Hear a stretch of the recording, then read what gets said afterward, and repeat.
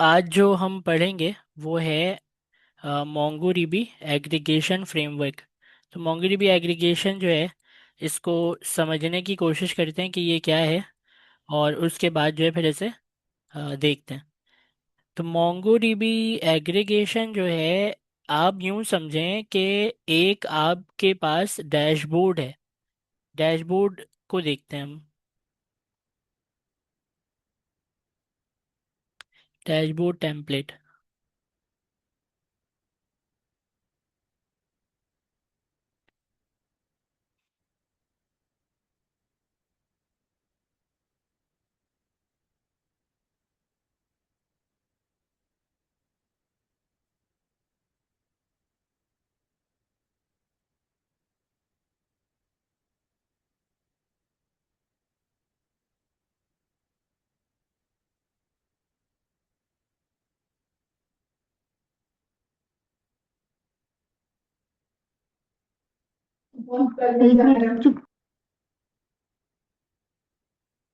अच्छा, तो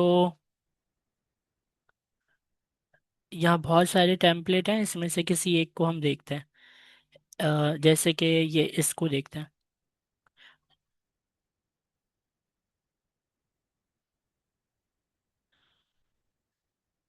अच्छा देखें, ये इसको मैं बड़ी स्क्रीन में ओपन करता हूँ। हाँ आ रही है।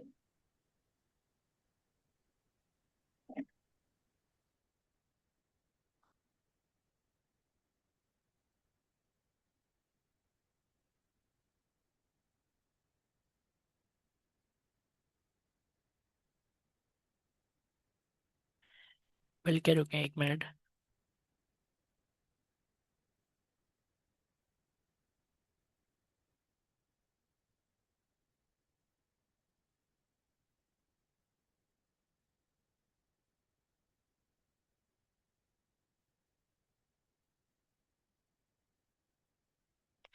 देखिए, अगर आप इस डैशबोर्ड को देखें ना, तो इसमें आपको नज़र आएगा कि बहुत सारा जो डाटा है, या इंफॉर्मेशन कह लें, वो अलग अलग जगहों पर आपको नज़र आ रही है। जैसे कि हम मार्क करते हैं। अगर मैं यहाँ पर मार्क करूँ और यहाँ पर अगर आपको दिखाऊं, तो आप कहेंगे कि हाँ, ये वाली जो चीज़ है, ये आपको दिखा रही है टोटल। किस चीज़ का टोटल है वो नीचे आप और मज़ीद पढ़ेंगे तो आपको पता चल जाएगा, लेकिन ये एक डाटा है, ठीक है। कलर चेंज कर लेता हूँ मैं।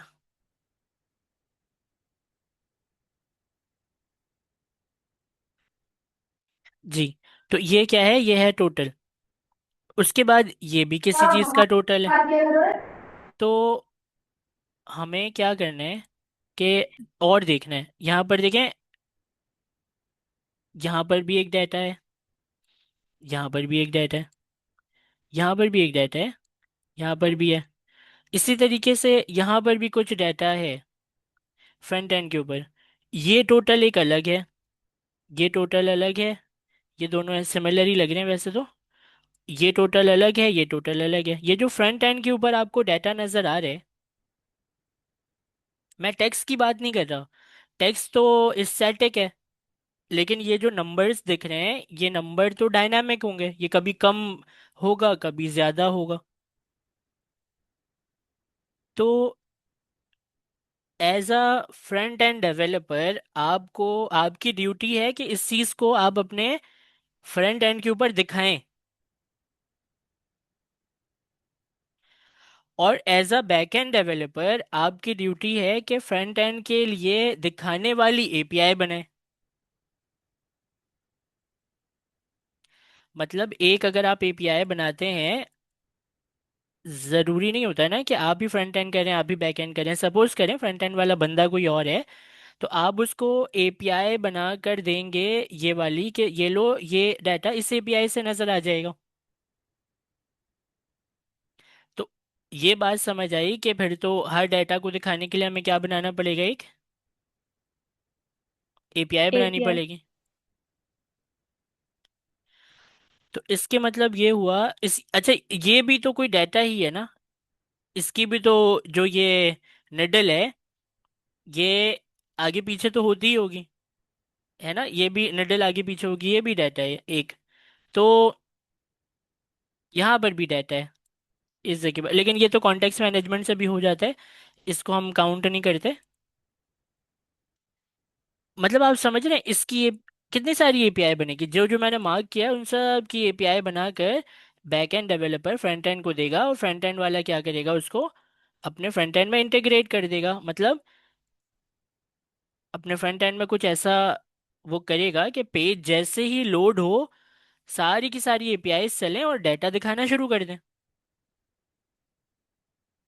समझ आ रही बात या नहीं आ रही है?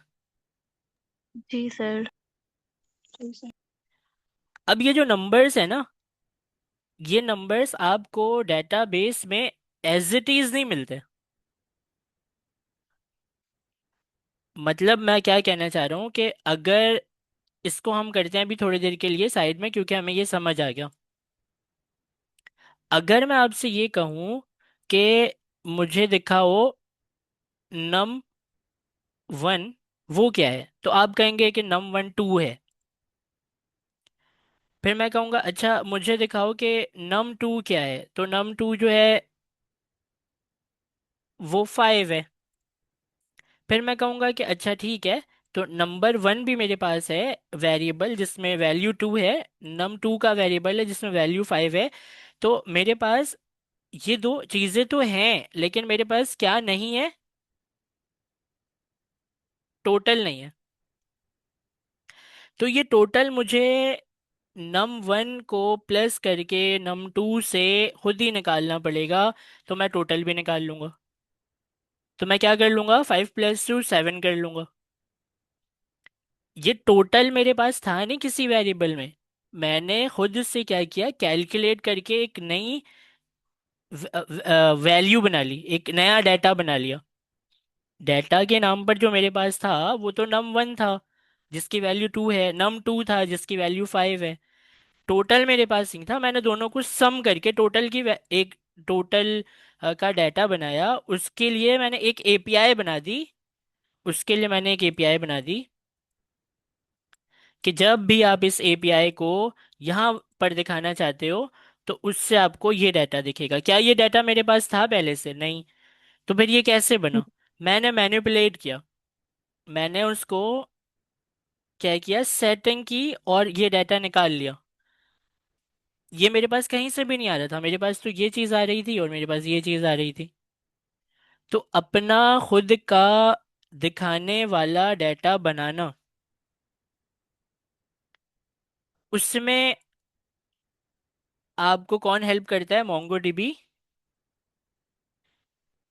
एग्रीगेशन। एग्रीगेशन। तो यहाँ तक तो हमें ये बात समझ आई कि ये डैशबोर्ड के लिए बहुत इंपॉर्टेंट है, क्योंकि आप अगर किसी को वेबसाइट बनाकर देते हैं तो डैशबोर्ड के एनालिटिक्स भी बनाकर देते हैं। आप वो वहाँ जो आपका मेन डैशबोर्ड का अस्सलाम पेज है, वालेकुम सर। वालेकुम सलाम, उसमें क्या करता है वो बहुत सारी डिटेल्स जो हैं वो डैशबोर्ड के फ्रंट पेज जिसको आप कह लें, उस पर आपको दिखानी पड़ती हैं कि टोटल सेल कितनी हुई, टोटल बंदे कितने एक्टिव हैं, कितने यूज़र टोटल आपके वेबसाइट पर रजिस्टर हैं, आपने कितने स्टॉक आप अभी ऐसा है जो आपके पास। मतलब अजीब अजीब सवाल हो सकते हैं कि अगर आपके पास एक यूज़र है तो आप कह सकते हैं कि बताओ ये यूज़र कौन सी कंट्री का है। और आप ये भी पूछ सकते हैं कि अच्छा बताओ इस कंट्री के कितने यूज़र हमारे पास एक्टिव हैं, इस कंट्री के, और बताओ सारी दुनिया से ऐसी कौन सी कंट्री है जिसमें हमारे सबसे ज़्यादा यूज़र हैं। हम वहां पर भी मतलब डाटा के साथ खेलना, आप समझ रहे हैं? आपको एक डाटा मिला,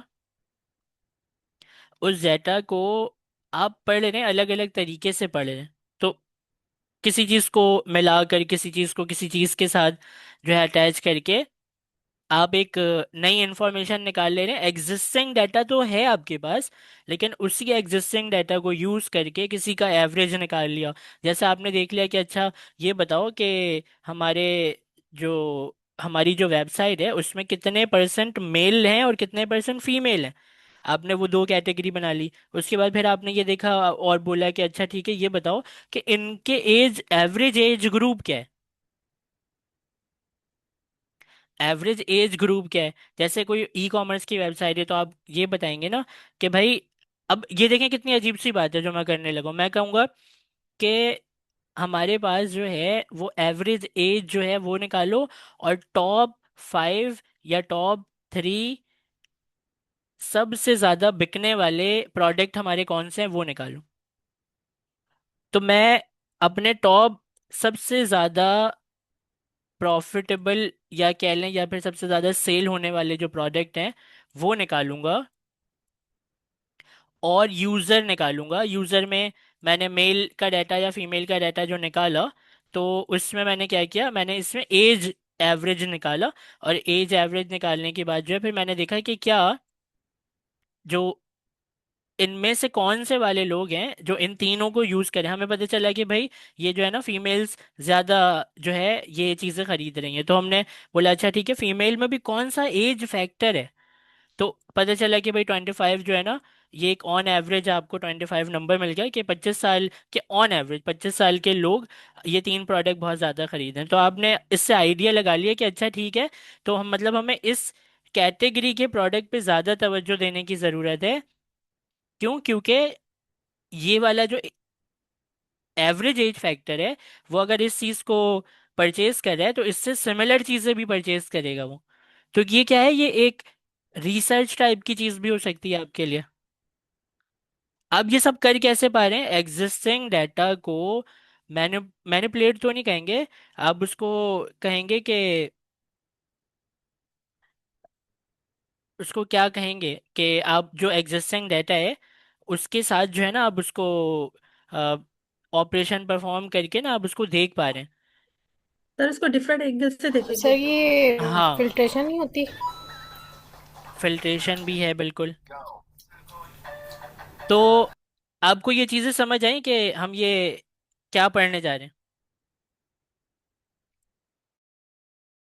इसमें, कि क्या है, आगे चलते हैं। तो यहाँ पर मैं वापस आऊँगा, और वापस आने के बाद जो है मैं स्टार्ट करता हूँ यहीं से। ये डॉग्स मैंने बना दिए, इसमें है heading introduction to aggregation. The introduction, the aggregation framework process data records and return computed result. ठीक है, तो आप एक एग्जिस्टिंग डाटा को कंप्यूट करके उसका एक रिजल्ट निकालते हैं। तो दो चीज़ों को, तीन चीज़ों को मिला के कुछ करके आप एक कंप्यूट करके उसका एक नया रिजल्ट निकालते हैं। Think of it as a pipeline. हाँ, ये एक बहुत इंपॉर्टेंट चीज़ है, इसको एग्रीगेशन पाइपलाइन कहा जाता है। और पाइपलाइन के मतलब क्या है वो, आप अभी तो फिलहाल ये समझें कि अगर एक पाइपलाइन में वाटर फ्लो है तो वो एक ही डायरेक्शन में फ्लो करता है। ऐसा नहीं होता कि पाइपलाइन में वाटर पीछे भी आ रहा है और आगे भी जा रहा है एक ही पाइपलाइन में। तो वो क्या होता है, एक डायरेक्शन में जो है वो लिक्विड का फ्लो होता है ना, एक ही डायरेक्शन में लिक्विड का फ्लो होता है। तो think of it as a pipeline where document pass through multiple stages, मतलब ये कि आप यूं समझें कि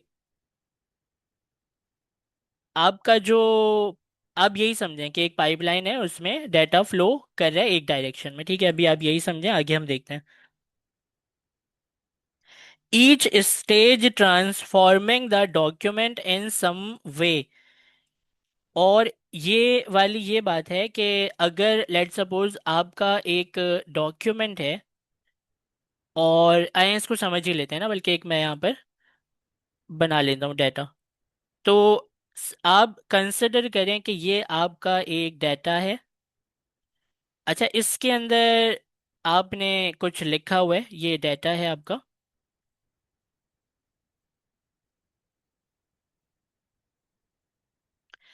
अब ये जो डाटा है, ये एक डाटा है, ठीक है। इसको एक और बना लिया हमने, कॉपी नहीं है इसकी, ये दूसरा डाटा है, ये तीसरा डाटा है, ये चौथा डाटा है। अब ये जो चार डाटा है, इसको मैं कहूंगा कि भाई ये चार डाटा जो है इसको मुझे फिल्टर करने हैं। तो मैं एक एग्रीगेशन पाइपलाइन से इसको पास करूंगा। तो क्या होगा कि ये चारों के चारों उठकर एक मैं बना दूंगा ग्रुप, और उस ग्रुप में इन चारों के चारों को डाटा को क्या करूंगा, रख दूंगा लाकर। अब मैं ये नहीं बोलूंगा सिंगल सिंगल के डाटा नंबर, पहला डाटा नंबर, दूसरा डाटा, जो थर्ड डाटा है, जो फोर्थ डाटा है, मैं उसके इंडिविजुअल नाम नहीं लूंगा। अब मैं ग्रुप का नाम लूंगा। मैं कहूंगा कि जो देखो ये वाला जो ग्रुप है, ये वाला जो ग्रुप है, मैं इसकी बात कर रहा हूँ, उस ग्रुप के अंदर चार लोग बैठे हुए हैं। उन चारों को मैं इंडिविजुअल नाम नहीं ले रहा, पहले मैं ले रहा था। पहले क्या कर रहा था, मैं चारों के अलग अलग नाम ले रहा था जब वो यहाँ पर थे। लेकिन अब क्योंकि वो एक ग्रुप का पार्ट है, तो अब मैं ग्रुप का नाम लूंगा। तो सबसे पहले हमने ग्रुप कर दिया, और ग्रुप करके जो है वो आप इसकी ग्रुपिंग कैसे भी कर सकते हैं। जैसे कि मैं दोबारा अगर आपको बताऊं कि एक मोंगोडीबी के एग्रीगेशन में अगर आपने एक ग्रुप बनाया और एक और ग्रुप बनाया, आपने बोला कि भाई दो कैटेगरी है हमारे ग्रुप की, तो कुछ लोग शायद हो सकते हैं वो इस ग्रुप के पार्ट हों, और कुछ लोग हो सकते हैं वो शायद इस ग्रुप के लिए बने हों। तो ऐसे आप क्या कर देंगे, group number one, group number two, और जो ये ग्रुप नंबर वन और ग्रुप नंबर टू है, हर ग्रुप के अंदर कितने लोग आ सकते हैं वो डिपेंड करता है कि कौन सा वाला डाटा किस ग्रुप का हो सकता है। अच्छा, उसके बाद फिर आप ये करते हैं कि और मजीद पाइपलाइंस लगाते जाते हैं, लगाते जाते हैं, लगाते जाते हैं। जैसे कि एक अगर मैं पाइपलाइन और लगा दूं, मोंगोडीबी एग्रीगेशन पाइपलाइन, इसको कहा जा रहा है कि ऊपर जो डाटा था वो डाटा गुजर के यहाँ पर उसकी ग्रुपिंग हो गई। जब वो यहाँ से भी पास होगा अगले पाइपलाइन के लिए, तो हो सकता है कि आप ये कर दें कि उनमें से किसी एक डाटा के साथ कोई ऐसी ऑपरेशन परफॉर्म कर दें जो इसके किसी एक डाटा को अपने अंदर लेकर आ जाए और उसका भी एक डिलीट हो जाए, तो अब आपने एक नई शक्ल बना ली। तो एक नया, समझ लें कि ग्रुप बन गया। और उस ग्रुप के बाद आपने एक और पाइपलाइन लगा दिया, और उस पाइपलाइन के ऊपर आपने बोला कि अच्छा ठीक है, ये जो भी मैंने बनाया है,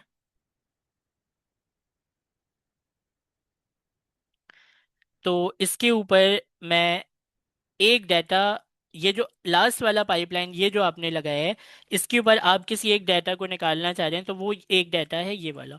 कहाँ से डाटा चला था, कैसे कैसे आपने इसको पाइपलाइन से पास करते करते आपने एक डाटा को निकाला है, वो डाटा हो सकता है आपके काम का, वो जो आप फ्रंट एंड पर दिखाना चाह रहे हैं। तो ये इसकी इनिशियल जो शक्ल थी डाटा की, वो ये कुछ इस तरह थी। और फिर एग्रीगेशन से आपने पास किया तो आपने उसको ग्रुप में डिवाइड कर दिया, फिर एग्रीगेशन से पास किया आपने तो उसके साथ फिर कुछ कर दिया, फिर एग्रीगेशन से आपने पास किया तो आपको एक डाटा जो है वो लास्ट में मिल गया जो आपको चाहिए था। तो मैं इसके पूरे का क्या कर सकता हूँ कि जो मैंने यहाँ पर एग्रीगेशन पाइपलाइन से पास करके एक फाइनल डाटा निकाला, इस फाइनल डाटा को मैं पूरे को एक इसमें बंद कर सकता हूँ, और कह सकता हूँ कि भाई देखो ये मुझे फाइनल डाटा मिल गया है। तो यही वो एपीआई बन सकती है जो कि कह सकती है कि देखो टोटल जो है ना, टोटल रिकॉर्ड्स या टोटल जो भी है, टोटल ही लिख देते हैं हम, किसी चीज़ का भी टोटल हो सकता है, ये आपकी मर्जी है। ये टोटल एपीआई जो आपको चाहिए ना, टोटल वाली एपीआई, ये वो है। तो मतलब अगर आपको टोटल नंबर चाहिए तो ये है वो टोटल नंबर, और इसी की आप बना देंगे क्या, एपीआई। और ये जो है ये कुछ इस तरीके से हो सकता है।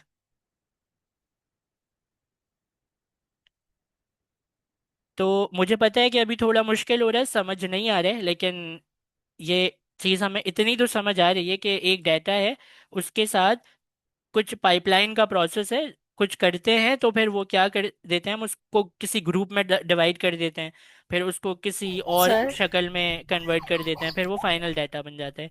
तो वो डाटा जो है वो इनिशियल स्टेज में हमारे पास नहीं होता, लेकिन जब वो फाइनल डाटा बन जाता है तो फिर क्या होता है कि आप उसको जो चाहिए वो निकाल के दे रहे हैं, और उसी की एपीआई बना दे रहे हैं, एपीआई का नाम दे दे रहे हैं कि टोटल अमाउंट ऑफ रिकॉर्ड या टोटल अमाउंट ऑफ स्टूडेंट, जो भी है। आप ये वाली एपीआई फ्रंट एंड को दे देंगे कि फ्रंट एंड ये चला लो तो तुम्हें इसका जवाब मिल जाएगा। जी। देखें, तो आप लोगों को ये बात समझ आ गई कि आप एक फाइनल एपीआई बना सकते हैं और उस एपीआई को बनाकर इस पूरे डाटा के साथ आप एपीआई बनाकर दे सकते हैं। अब ये काम तो फ्रंट एंड वाला भी कर सकता है। तो जब फ्रंट एंड वाला कर ही सकता है ये काम, तो आप फिर अपने सर में दर्द क्यों लें एग्रीगेशन। आप क्या करें, फ्रंट एंड वाले को उठा के ये पूरा दे दें डाटा कि भाई ये लो पकड़ो, और खुद ही जो है ना ढूंढते रहो, ये पूरा डाटा एक दफ़ा फैच करवाओ तो रिजल्ट आ जाएगा तुम्हें। उसी में से ढूंढ ढूंढ के अपने हिसाब से प्लस माइनस करके किसको रखना है किसको निकालना है क्या चाहिए नया, उसको किसको मिला मिला के क्या फ्रूट चार्ट बनाना है वो खुद ही करते रहो। इससे होगा क्या? इससे लाइन ऑफ कोड बढ़ेंगे फ्रंट एंड के ऊपर, और फ्रंट एंड की लॉजिक चलेगी। जब जब पेज खुलेगा तब तब सारी लॉजिक चलेगी, डाटा क्लीन, डाटा आएगा, डाटा क्लीन होगा, डाटा दिखेगा। तो ये वाली जो चीज़ है ना, ये फ्रंट एंड के ऊपर अगर आपने किया तो नंबर ऑफ कोड अगर आपने बढ़ा दिया तो क्या हो गया, एक दिमाग यही कहता है कि प्रोसेस ज़्यादा हुआ। और प्रोसेस ज़्यादा होने के मतलब क्या है, कि आपने जानबूझ के लेट किया। अच्छा, अगर हम नहीं देते फ्रंट एंड वाले को, अगर हम नहीं देते फ्रंट एंड वाले को, तो फिर हम क्या कर सकते हैं? अब आ जाएं बैक एंड वाले की तरफ। ओ भाई, अब रिस्पॉन्सिबिलिटी है ना कि बैक एंड वाला ही क्लीन करके फ्रंट एंड को दे दे। बैक एंड वाला ही डाटा को क्लीन करे और फ्रंट एंड को दे दे। हम लॉजिक लगा लेते हैं बैक एंड में।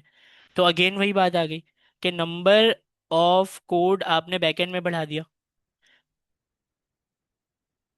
अब वो बैकएंड जो है वो डाटा मंगवाएगा, डाटा क्लीन अप करेगा, और उसके बाद जो है वो एपीआई के रिस्पॉन्स में डाटा, क्लीन डाटा वापस कर देगा। इसका मोंगोडीबी एग्रीगेशन में सॉल्यूशन ये है कि ना तो आप ये काम करें क्लीन अप का फ्रंट एंड के ऊपर, ना आप ये काम करें बैक एंड के ऊपर। आप ये काम करें डेटाबेस के लेवल पर। डेटाबेस खुद ही जो है ये आपको क्लीन अप करके भी देगा, और आपको क्या करके देगा, फाइनल ये वाली चीज आपको दे देगा। आप इसको मंगवाएं, आप इसको मंगवाएं, और मंगवाने के बाद डायरेक्ट फ्रंट एंड को दे दें, आपकी भी टेंशन नहीं है कोई। तो जब डेटाबेस खुद ही अपने लेवल पर इसको करके हमें दे रहा है, तो हमें बैकएंड में लाइन ऑफ कोड बढ़ाने की, फ्रंट एंड में लाइन ऑफ कोड बढ़ाने की जरूरत क्या है? बताएं ना आप। तो जी इस, sir, simple data front end को दे दें, बना बनाया। जी, और और थोड़ी सी बैकएंड को भी मिल जाएगा, बैकएंड को भी ज़्यादा लाइन ऑफ कोड लिखने की ज़रूरत नहीं है। तो इसके मतलब ये हुआ कि डेटाबेस के लेवल पर एग्रीगेशन हम करेंगे। मतलब जो भी एग्जिस्टिंग डाटा है, उस डाटा को हम कहाँ पर क्लीन करेंगे? बैकएंड में करेंगे, फ्रंट एंड में करेंगे, कहाँ पर करेंगे क्लीन? बैकएंड। नहीं करेंगे बैकएंड में। बैकएंड में, backend, sir, database, database database में तो करेंगे। डेटाबेस डेटाबेस पे हुआ। करेंगे। डेटाबेस के लेवल पर करेंगे, ना तो बैकएंड जी में ना फ्रंट एंड में। हम डेटाबेस के लेवल पर क्लीन अप करेंगे। तो जी। कहाँ पर क्लीन अप होगा, एग्रीगेशन कहाँ पर करेंगे? मोंगो डीबी में। डेटाबेस में। डेटाबेस के लेवल पर हम करेंगे। तो आए ज़रा इसको समझने की कोशिश करते हैं, और देखते हैं कि हमें कितनी चीज़ें समझ आ रही हैं। तो वापस अपने डॉक्यूमेंट में आते हैं, और डॉक्यूमेंट ये कह रहा है कि आप जैसे जैसे इसको पाइपलाइन से गुजारते रहते हैं, तो ये डाटा ट्रांसफॉर्म होता रहता है, और आपको एक नया जो है वो डाटा मिल जाता है बन के। तो ये बात भी समझ आ गई। एग्रीगेशन पाइपलाइन के ना कुछ कॉमन मेथड समझ लें। वो ये है कि अगर आपको मैच यूज कर, अगर आपको फिल्टर करना है किसी डॉक्यूमेंट को, तो आप मैच का जो इनका फंक्शन है वो यूज करेंगे। ग्रुप करना है किसी डॉक्यूमेंट को और उसके साथ कोई ऑपरेशन परफॉर्म करना है, तो आप ग्रुप का फंक्शन यूज करेंगे। सेलेक्ट करना है अगर किसी को, या एक ऐसा डाटा बनाना है, नया नई फील्ड बनानी है जो कि इसके अंदर मौजूद नहीं है और आप दिखाना चाह रहे हैं, तो आप प्रोजेक्ट का यूज करेंगे। सॉर्ट करना है, अगर सीधा करना है किसी को, ascending descending, A B C D जो है वो सीधी हो जाए, या उल्टा चले, वो जेड वाली काउंटिंग जो है वो स्टार्टिंग में आपको दिखाने लगे। सॉर्टिंग अगर आपको करनी है तो सॉर्ट का फंक्शन है लिमिट नंबर ऑफ डॉक्यूमेंट, ज्यादा डाटा आ रहा है, कम दिखाना है, लिमिट का यूज कर लेंगे। स्किप डॉक्यूमेंट, किसी चीज को स्किप करना है, स्किप का यूज करेंगे, लुकअप का यूज करेंगे, अनवाइंड का यूज करेंगे, ऐड फील्ड का करेंगे, काउंट का करेंगे। तो बहुत सारे फंक्शंस हैं एग्रीगेशन के, लेकिन हमें ये सारे के सारे फंक्शंस जो हैं वो चैट जीपीटी लिख कर देगा। तो आपको अपनी जबान में क्या करना है, कॉन्सेप्ट समझना है, उसको बोलना है कि भाई ये मेरा डाटा है, इससे क्लीन अप मुझे एग्रीगेशन फंक्शन की कोशिश करना है। तो आपको ये बात समझ आ गई कि इतने सारे फंक्शंस हैं, और इतने सारे फंक्शंस के साथ आप एग्रीगेशन को परफॉर्म कर सकते हैं। ठीक है, कैसे होता है, क्या होता है, और उनके अंदर कुछ कॉमन ऑपरेटर्स भी हैं, जैसे कि सम है, एवरेज है, min max first last push add to set, और भी हैं यहाँ पर, तो थोड़े से लिखे हुए और भी हैं। तो हमें ना तो ये वाले याद होने हैं ना वो वाले याद होने हैं, जब तक हम हाथ से एक दफ़ा लिख ना लें। तो मैंने आपके लिए कुछ डाटा भी बना दिया है, जैसे कि कस्टमर का डाटा है ये, और यहाँ पर कलेक्शन का डाटा है, और यहाँ पर कलेक्शन नहीं, प्रोडक्ट का डाटा है, और यहाँ पर ऑर्डर्स का डाटा है। तो ये इनके आपस में आप रिलेशन भी बना सकते हैं, और सिंगल सिंगल भी इसे यूज़ कर सकते हैं। और हर जो भी डाटा आपके पास है, जैसे अगर आप इसको पढ़ने की कोशिश करें, तो ये कस्टमर का डाटा है ना, इस कस्टमर के डाटा के ऊपर है कि एलाइस, एलाइस की ईमेल है, एलाइस की एज है, और सिटी कहाँ पर ये एलाइस रहती है, और उसके बाद जो है ये यूएसए के बाद है कब रजिस्टर किया है इसने। तो ये एक अच्छी इन्फॉर्मेशन हो सकती है कस्टमर के रजिस्ट्रेशन पर जो आपने निकाली है इस एक यूज़र के ऊपर। और उसके बाद जो है फिर अगर आप प्रोडक्ट की बात करें, तो प्रोडक्ट में यहाँ पर लैपटॉप है, कैटेगरी इलेक्ट्रॉनिक्स है, आपने ब्रांड का नाम दिया, प्राइस आपने बताई, स्टॉक कितना आपके पास अभी अवेलेबल है वो आपने बताया, और ऑर्डर फिर आपने बताया। ऑर्डर में जाहिर है फिर कस्टमर की आईडी हम चला रहे हैं कि कौन से कस्टमर ने कौन सा प्रोडक्ट खरीदा है, ये भी डाटा इसके अंदर अवेलेबल है। तो ये इतना डाटा है कि इससे अगर आप एग्रीगेट करने की कोशिश करें तो आप बहुत कुछ निकाल सकते हैं। आप अपना एक ऐसा यूज़र ढूंढ सकते हैं कि कौन सा वो यूज़र है, टॉप 5 या टॉप 10 बताओ, कि जो सबसे ज़्यादा हमारे वेबसाइट पर आकर शॉपिंग करते हैं। सिर्फ उन लोगों को वाउचर भेज दें कि भाई आपने बहुत शॉपिंग की है, तो आप जो है आपके लिए ये गिफ्ट है हमारी तरफ से। आप मतलब बहुत कुछ कर सकते हैं अपने इन डाटा के साथ फिल्टर कर करके। तो ये कुछ डाटा है, और इसके बाद रिव्यूज भी है, यहाँ पर हमारे पास 3 रिव्यू है, और सिनेरियोज हैं। हमें जो सर करना है, सर, ये जावास्क्रिप्ट में होगा या पाइथन में कर रहे हैं आप? ये हम ना तो जावास्क्रिप्ट में करेंगे ना पाइथन में करेंगे, ये हम डेटाबेस में करेंगे। और डेटाबेस में जब हम ये सक्सेसफुली अपने डाटा को फिल्टर कर लेंगे, तो उठा के हम इसको जावास्क्रिप्ट में, मतलब हमारे बैकएंड में, क्योंकि हमारा बैकएंड नोड जेएस जावास्क्रिप्ट का है, तो हम उसको वहां लाकर लगा देंगे। Okay sir. ठीक है, तो ये सिनेरियोज हैं। एक पहला सिनेरियो है, और यहाँ अगर आप नीचे आए तो ये टोटल जो है वो 20 सिनेरियोज हैं। तो हमें क्या करना है, हमें इन सिनेरियोज को देखना है, और सिनेरियोज को देखने के बाद हमें जो है वो अपने डाटा, जो डाटा अवेलेबल है उस डाटा का यूज़ करके इन सिनेरियोज के हिसाब से चीज़ें निकाल निकाल के देनी है। आप चैट जीपीटी भी यूज़ कर सकते हैं, और अपना खुद का दिमाग भी यूज़ कर सकते हैं। पहली दफ़ा आप थोड़ा खुद सोचने की कोशिश करेंगे, उसके बाद जो है आप चैट जीपीटी से भी करवाएंगे। तो करना ये है कि हम आ जाते हैं, अभी एक फाइल बना लेते हैं। मोंगो टेस्ट के नाम से एक यहाँ पर आपको फोल्डर नज़र आ रहा है। तो इसको मैं वीएस कोड में ओपन करने की कोशिश करूंगा। यहाँ पर मैं वीएस कोड ओपन कर रहा हूँ, और आपको जो सबसे पहले जो काम करना है वो ये करना है कि आप क्या करेंगे, सबसे पहले एक्सटेंशंस में आए, और एक्सटेंशंस में आने के बाद आप एक एक्सटेंशन डाउनलोड करें जिसका नाम है Mongo DB for VS code. Mongo DB for VS code का जो डाउनलोड है वो 2.7 मिलियन है। ये देखकर आप डाउनलोड कीजिएगा, मैं इंस्टॉल कर रहा हूँ। और इंस्टॉल करने के बाद जो है ये चीज़ इंस्टॉल हो गई फटाफट। अब हमें क्या करना है, एक्सटेंशन को बंद करते हैं और नीचे आपको यहाँ पर MongoDB का आइकन नज़र आ रहा है, आपके पास भी आ जाएगा, मेरे पास भी आ गया है ये। इसको जैसे ही मैं क्लिक करूँगा तो मेरे पास जो है वो MongoDB यहाँ पर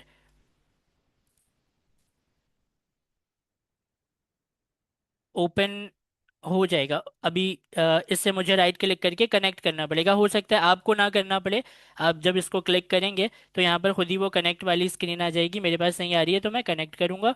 मैं जैसे ही कनेक्ट को क्लिक करता हूँ तो यहाँ पर वेट करते हैं, देखते हैं क्या होता है।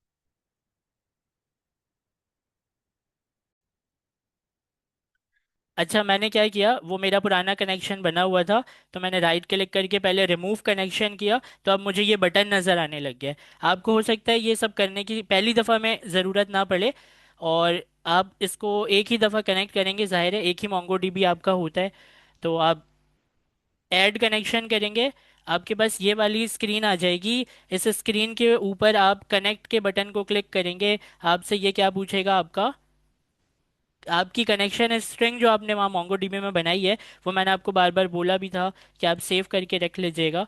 ये कनेक्शन स्ट्रिंग है, इस कनेक्शन स्ट्रिंग को मैं यहाँ से उठा लेता हूँ और अपने वाले VS कोड में जाता हूँ, ऊपर की तरफ, ऊपर की तरफ यहाँ जो सर्च बार है इसमें मैं पेस्ट करके, वो वेरिएबल के नाम के साथ पेस्ट मत कर दीजिएगा, जैसे आप ENV की फाइल में रखते हैं ना वेरिएबल के नाम के साथ, वैसे पेस्ट मत कर दीजिएगा। सिर्फ कनेक्शन स्ट्रिंग को पेस्ट करना है, पासवर्ड भी लिखा है, सब कुछ लिखा है यहाँ पर। मैं इसको क्या करूँगा, इंटर कर दूंगा बस। यहाँ पर आपको कनेक्टिंग नज़र आ रहा है, जब तक ये कनेक्ट कर रहा है,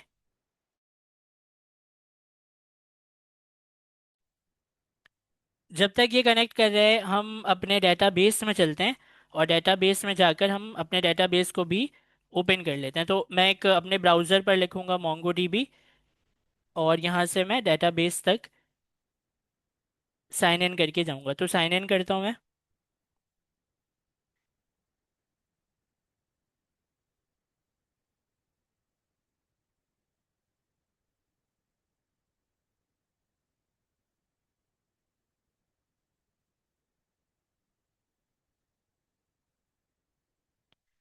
अच्छा, मैं यहाँ पर आ गया, मेरा जो क्लस्टर है उसको मैं क्लिक करता हूँ, तो एक क्लस्टर मेरे पास मौजूद है, और इस क्लस्टर के ब्राउज कलेक्शन के बटन को क्लिक करूँगा ताकि मैं अपने डेटाबेस तक पहुँच जाऊँ। मुझे पता है मेरी स्क्रीन थोड़ी सी छोटी है, आपको शायद मोबाइल में देखने में मसला हो रहा होगा, मैं अभी स्क्रीन अपनी बड़ी कर लेता हूँ।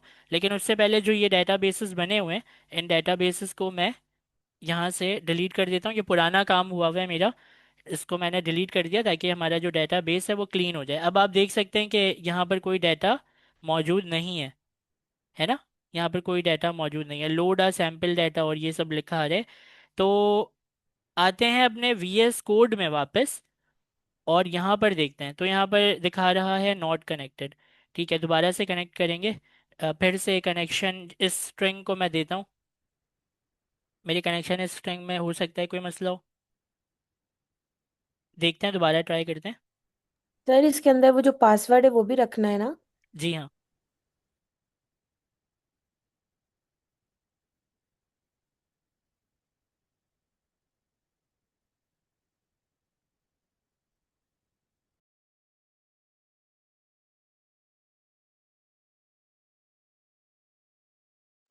अच्छा, तो कनेक्ट के बटन को जैसे ही मैंने प्रेस किया तो क्या हुआ, वो फटाफट से उसने अपने डेटाबेस को कनेक्ट कर लिया।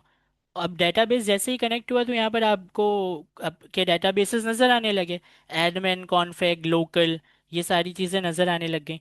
लेकिन ये चीज़ें ना इंटरनली डेटाबेसेस हैं, हमारा एक्चुअल डेटाबेस तो बना हुआ है ही नहीं। अगर आप MongoDB में जाएं तो MongoDB में आपको क्लस्टर में जाना है, ब्राउज कलेक्शन में आप जाएंगे, तो यहाँ पर आपको नज़र आएगा कि एक कोई सैम्पल डेटाबेस अगर है तो वो बना होगा, वरना तो कुछ भी नहीं है इसके अंदर। जैसे ना लोडिंग सैम्पल डेटाबेस यहाँ पर लिखा आ रहा है, तो हमारा कोई बना हुआ है नहीं यहाँ पर। तो पहले इसको सैम्पल डेटाबेस लोड करने देते हैं। अच्छा, तो सैम्पल डेटाबेस आ गया है, लेकिन हमें सैम्पल डेटाबेस की ज़रूरत नहीं है। तो मैं क्या करूँगा, मैं इसे डिलीट कर दूंगा, मैं इसे अपने सैम्पल डेटाबेस को डिलीट कर दूंगा ताकि ये क्लीन हो जाए। और मुझे ये करना है कि मैं डाटा बनाऊंगा। तो डाटा किस तरीके से बनाएंगे? डाटा इस तरीके से, अच्छा ये डिलीट नहीं हुआ, कोई बात नहीं, थोड़ी देर बाद करते हैं इसको। अभी फिलहाल डाटा बनाते हैं। क्रिएट डाटाबेस पर आप क्लिक करेंगे, और क्रिएट डाटाबेस को क्लिक करने के बाद आप यहाँ पर कोई भी नाम लिख लें। जैसे मैं यहाँ पर इसको नाम दे रहा हूँ ई कॉमर्स, है ना। ई कॉमर्स मैं ई कॉम के नाम से बना रहा हूँ, डेटाबेस का नाम ई कॉमर्स है। टेबल का नाम क्या दूं? टेबल्स बहुत सारी टेबल्स हैं, तीन तीन चार चार तो टेबल हैं। तो जो पहला टेबल है ना, वो है कस्टमर टेबल। तो कस्टमर्स के नाम की टेबल मुझे यहाँ पर बनानी है। मैं कस्टमर को कॉपी करके लेकर आया और क्रिएट कर दिया। ठीक है, तो ई कॉमर्स के डेटाबेस में कस्टमर के नाम की टेबल या कलेक्शन कह लें, वो मैंने बना लिया। खाली है, जाहिर है। अच्छा, अपने वीएस कोड में भी आके इसे रिफ्रेश करेंगे तो आपको भी यहाँ पर ई कॉमर्स का डेटाबेस नज़र आएगा, और इसके अंदर कस्टमर के नाम से टेबल नज़र आने लग जाएगा। तो यहाँ पर क्या करना है आपको, इस कस्टमर्स के ऊपर राइट क्लिक करके इंसर्ट डॉक्यूमेंट पर जाना है, और अपने डॉक्स में से कस्टमर की जो ये तमाम, तो हमें क्या करना है, अभी डाटा डालना है कस्टमर के टेबल को। अगर आप क्लिक करें और देखें तो यहाँ पर डाटा नहीं है। ये देखें ना, टोटल डॉक्यूमेंट क्या बता रहा है, 0। तो अभी डाटा हमारे पास कहाँ रखा हुआ है, मैंने बोला कि ये डाटा मैंने आपके लिए बनाकर रख दिया है कस्टमर्स के नाम से। आप इस एरे को उठाएं, एरे को उठाएं, एरे के अंदर तमाम ऑब्जेक्ट्स हैं। आपको एरे को उठाना है, कॉपी करें, और कॉपी करने के बाद अपने वीएस कोड में आ जाएं। यहाँ पर सबसे पहला जो आपको काम करना है वो क्या करना है, इंसर्ट वन को इंसर्ट मैनी करना है।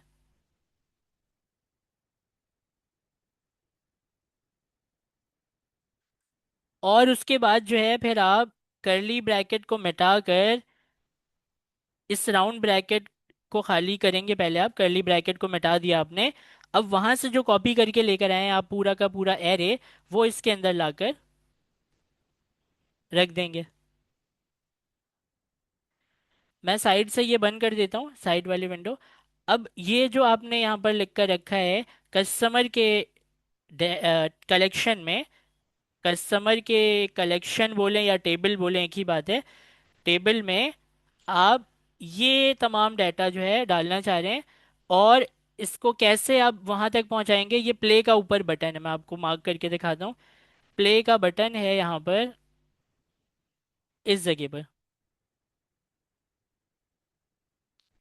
तो इस प्ले के बटन को जैसे ही मैं क्लिक करूंगा तो इसको मेरा डाटा वहां डाल देना चाहिए। मैं प्ले करता हूँ, यस करता हूँ। मोंगोडीबी यहाँ नीचे दिखा रहे हैं कि एक्नॉलेज ट्रू, के मतलब आपका डाटा वहां पर सक्सेसफुली पहुंच गया। तो मैं कैसे मानूं, जाकर देख लेते हैं। यहाँ आते हैं मोंगोडीबी में, पहले मोंगोडीबी प्ले में आकर इसे रिफ्रेश करते हैं। प्ले ग्राउंड कैसे आ गया था VS कोड पे?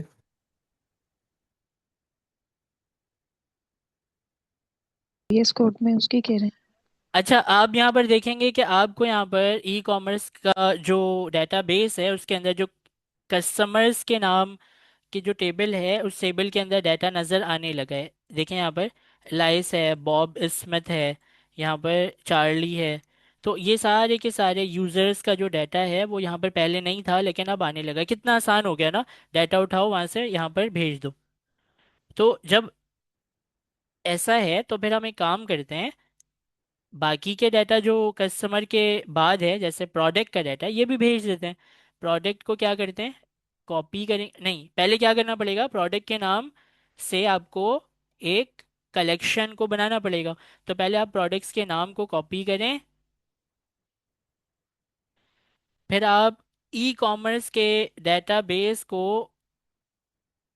प्लस के साइन को प्रेस करें। यहाँ पर आकर आप अपने कलेक्शन का नाम दे दें, क्या, प्रोडक्ट्स।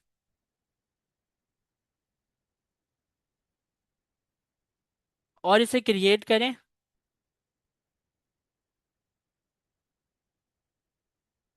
अब देखें ये आपका प्रोडक्ट्स जो है वो क्या है, खाली है। तो आपको क्या करना है, वापस से जाना है अपने वीएस कोड में। अपने वीएस कोड में आकर यहाँ पर जो ये आपका वो कनेक्शन है, इसको आप करेंगे यहाँ पर रिफ्रेश। तो ई कॉम को जब आप खोलते हैं तो आपको अब प्रोडक्ट भी नजर आने लगा। इसमें डॉक्यूमेंट कितने हैं? 0 डॉक्यूमेंट। हम क्या करेंगे, प्रोडक्ट्स के फोल्डर पर राइट क्लिक करके इंसर्ट डॉक्यूमेंट करेंगे। तो यहाँ पर ये मुझे इसके डॉक्यूमेंट को इंसर्ट करने वाला फंक्शन बनाकर दे देगा।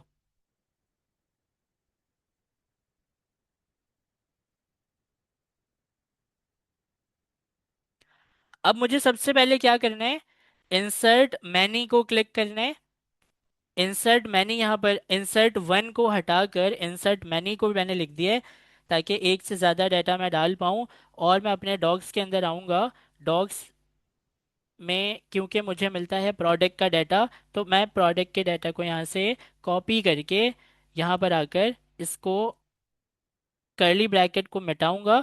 मेरा राउंड ब्रैकेट बिल्कुल खाली है, इसके अंदर मैं पेस्ट करूंगा और प्ले के बटन से ऊपर इसको चलाऊंगा, यस करूंगा। तो ये मुझे एक रिजल्ट के तौर पर बता रहा है कि आपने डाटा जो दिया था वो वहां पर डल चुका है। तो आए ज़रा हम अपने मोंगोडीबी में चलते हैं, प्रोडक्ट्स के कलेक्शन को क्लिक करते हैं, रिफ्रेश करते हैं और देखते हैं कि क्या प्रोडक्ट्स के अंदर डाटा आया।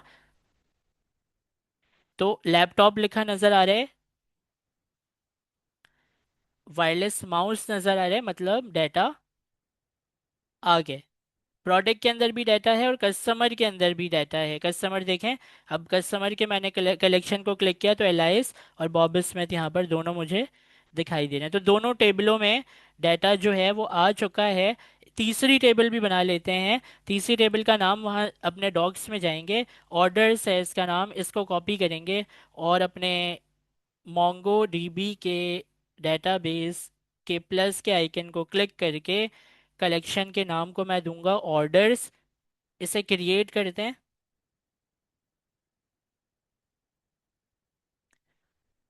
अब ये ऑर्डर्स आप देख सकते हैं, क्योंकि ये टेबल बिल्कुल खाली है, इसमें कोई भी डॉक्यूमेंट नहीं है। हम अपने डॉग्स में जाते हैं और डॉग्स में जाकर अपने इस एरे को उठा लेते हैं। ऑर्डर्स वाला ही हो, ये ध्यान रखिएगा। आप अपने वीएस कोड में आए। वीएस कोड में आने के बाद अपने इसको एक दफ़ा रिफ्रेश करेंगे, ई कॉम को खोलेंगे, आपके पास यहाँ पर ऑर्डर्स दिखाई देने लगेगा। इसको भी खोलेंगे तो 0 डॉक्यूमेंट दिखाई देता है। तो ये कंफर्म हो गया कि ऑर्डर्स में ही हमें डालना है। इंसर्ट डॉक्यूमेंट के ऑप्शन को क्लिक करके इसके कर्ली ब्रैकेट को मिटाएंगे, इंसर्ट वन को इंसर्ट मैनी करेंगे और फिर इसके अंदर अपना पूरा डाटा पेस्ट करके, बहुत ध्यान से आप इसके प्ले के बटन को प्रेस करके यस कर देंगे, तो ये डाटा भी वहां पर डल जाएगा।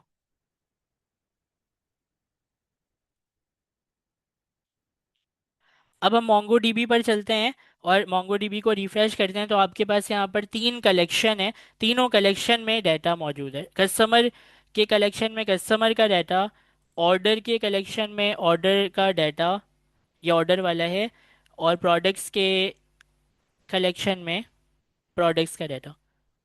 तो यहाँ तक ये बात समझ आया कि अभी हमने क्या किया है कि डाटा को अपने डेटाबेस में रखा है लाके, एग्रीगेशन नहीं किया।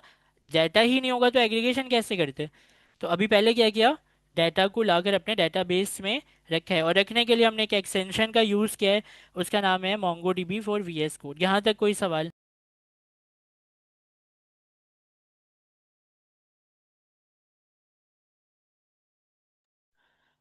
आए हम सबसे पहले क्या करते हैं, मोंगो डीबी के एग्रीगेशन को चला कर देखते हैं, बाद में ऑपरेशन परफॉर्म भी करा लेंगे सिनेरियोज के हिसाब से, है ना।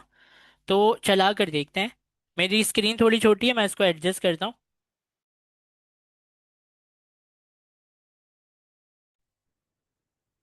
सबसे पहले हम कस्टमर को देखते हैं। कस्टमर का क्योंकि डाटा छोटा होगा, इतना छोटा नहीं है लेकिन फिर भी सही है। तो ये है कस्टमर का डाटा, ठीक है। यहाँ पर आपको कस्टमर लिखा नजर आ रहा है और ये कस्टमर का पूरा डाटा है।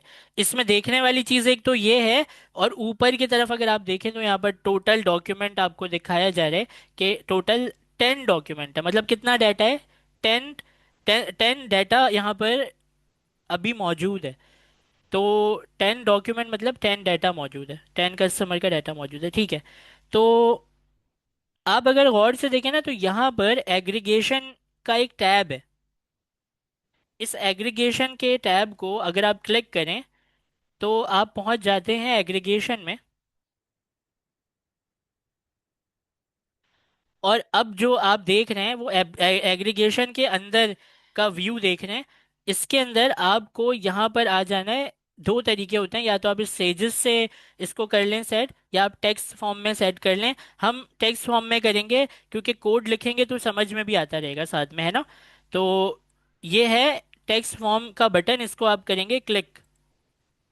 जैसे ही आप क्लिक करते हैं तो आपको यहाँ पर राइट साइड पर कुछ डाटा यहाँ पर दिखाई दे रहा है, और लेफ्ट साइड पर यहाँ पर एक वो दिखाई दे रहा है, स्क्वायर ब्रैकेट। अच्छा, इन दोनों के दरमियान जो है क्या है, एक एडजस्ट करने के लिए बीच की स्क्रीन है, तो उसको पकड़ के मैं एडजस्ट कर रहा हूँ और अपनी स्क्रीन को ना जूम कर रहा हूँ।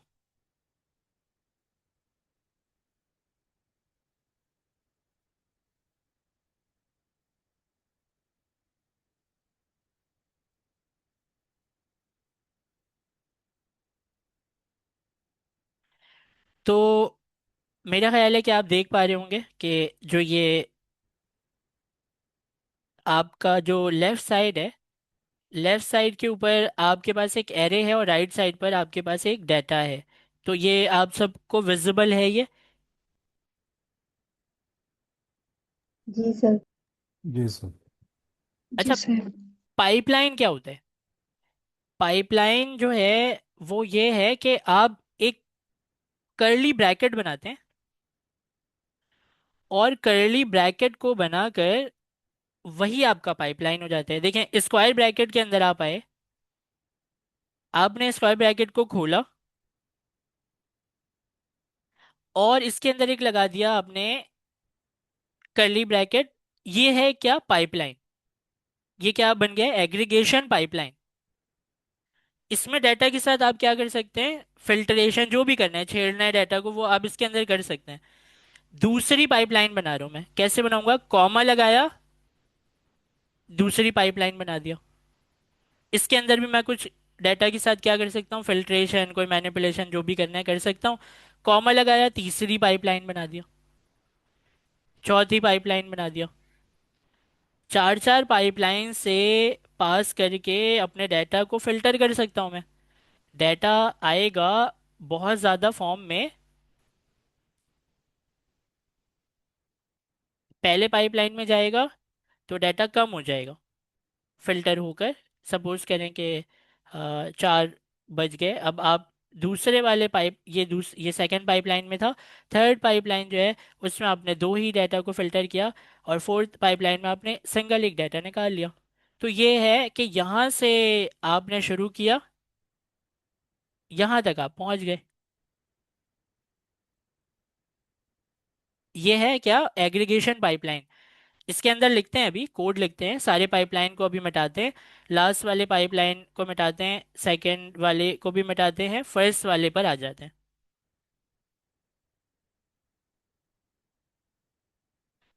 ये नाम जो लिखा हुआ है, एलाइस जॉनसन, ये आपके यूजर का डाटा है। इससे आपने क्या क्या बोला कि नाम बताओ, ईमेल बताओ, एज बताओ, आईडीज को आपने एक दे दी, ऑटो जनरेटेड आईडी होगी ये, क्योंकि अंडर स्कोर लगा है तो ये हमारी निशानी के तौर पर ये चीज़ होती है कि इसको खुद से क्रिएट किया जा रहा है ऑटोमेटिक। जब ये इससे रजिस्टर किया है उसका टाइम आपने उठा लिया, और कंट्री आपने यहाँ पर निकाल ली है, सिटी यहाँ पर आपने निकाल लिया। तो ये क्या है, इस यूज़र का एक डाटा है।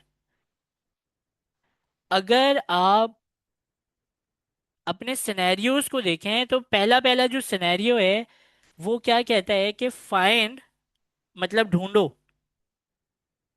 डाटा तो मौजूद है, लेकिन वो क्या कह रहा है, ढूंढो how many customers are from the USA. ढूंढो कि कितने कस्टमर यूएसए वाले मौजूद हैं। आए जरा रैंडम ऐसे ही खुद भी देखते हैं ना। अभी एग्रीगेशन का इस्तेमाल नहीं किया। ये तो यूएसए का है, ये एलाइस यूएसए की है, ठीक है। बॉब जो है वो लंदन का है, ठीक है। और ये जो है कनाडा का है, ठीक है। ये न्यूयॉर्क का है, ये है सिडनी। मतलब आप ये नहीं कह सकते कि सारे यूएसए वाले हैं। ये सिंगापुर है ना, ये न्यूयॉर्क है, टोक्यो है, बर्लिन है। तो मतलब ये है कि आप देख सकते हैं वेरिएशन है, कंट्री के अंदर वेरिएशन है।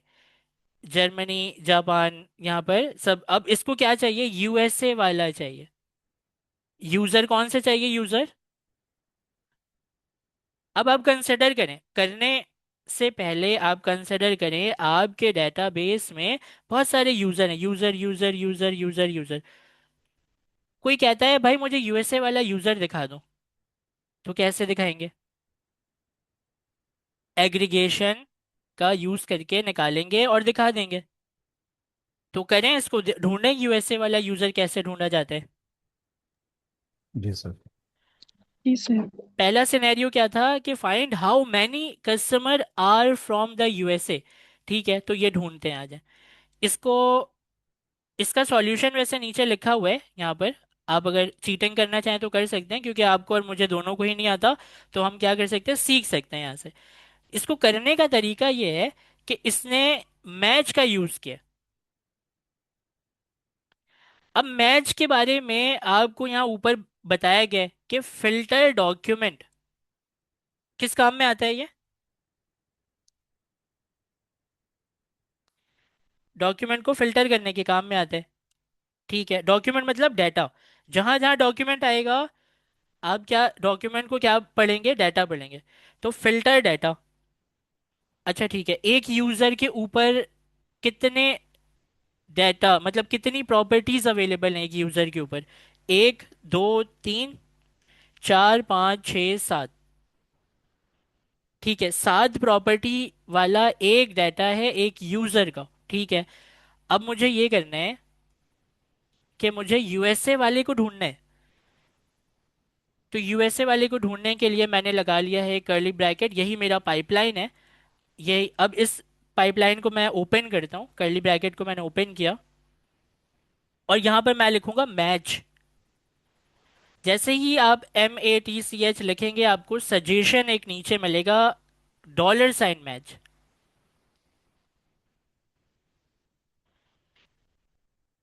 इस $, मैच को नीचे वाले को आप क्लिक करें।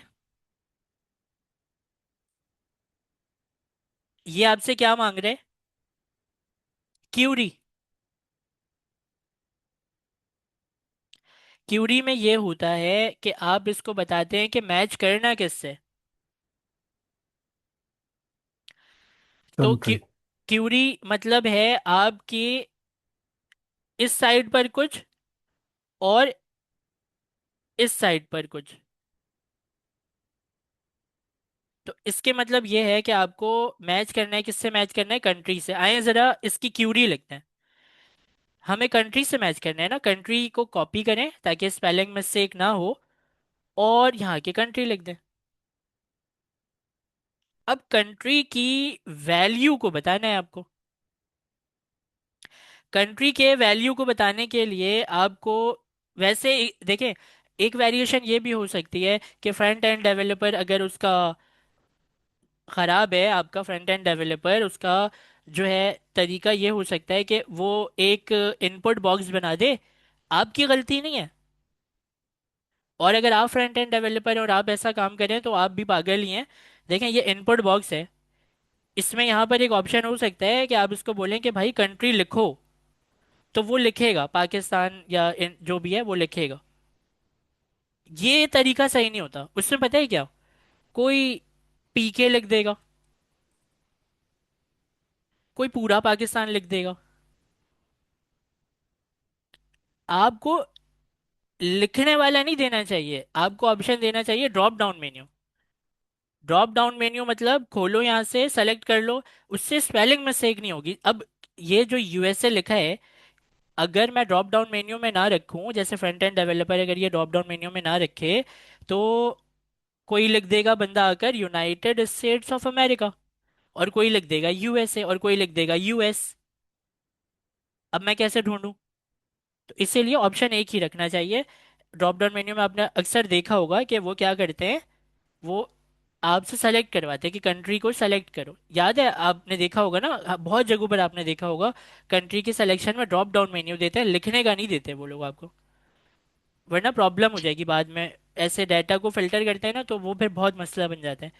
चलें तो अभी तो फिलहाल मुझे पता है कि भाई यूएसए है, तो यूएसए के नाम को कॉपी करते हैं।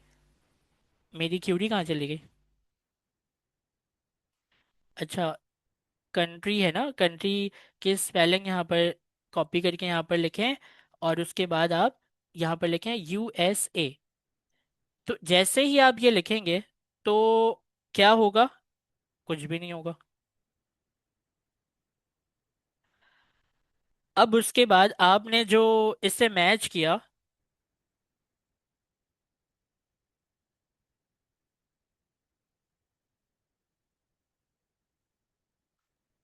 कोटेशन से बाहर, कोटेशन के बगैर लिखें।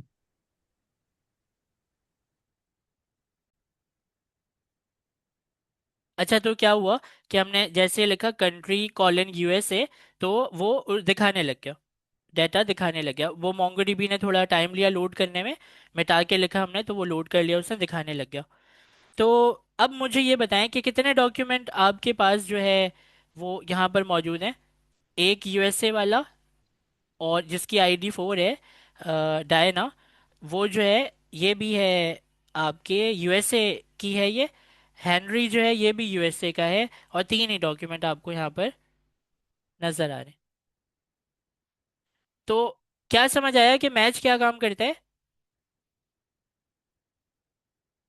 फिल्टर। फिल्टर करते हैं। आपके पास सवाल क्या था कि फाइंड हाउ मैनी, तो हमने हाउ मैनी का तो जवाब नहीं दिया। हमने हाउ मैनी का जवाब तो नहीं दिया कि वो हमें ये बता दे कि भाई कितने यूजर्स अवेलेबल हैं यूएसए के, जो रजिस्टर्ड यूजर हैं। तो उसका जवाब जो है वो ऐसे है कि काउंट की एक प्रॉपर्टी है, यहाँ पर काउंट है, देखें सबसे लास्ट में। तो ये क्या करता है?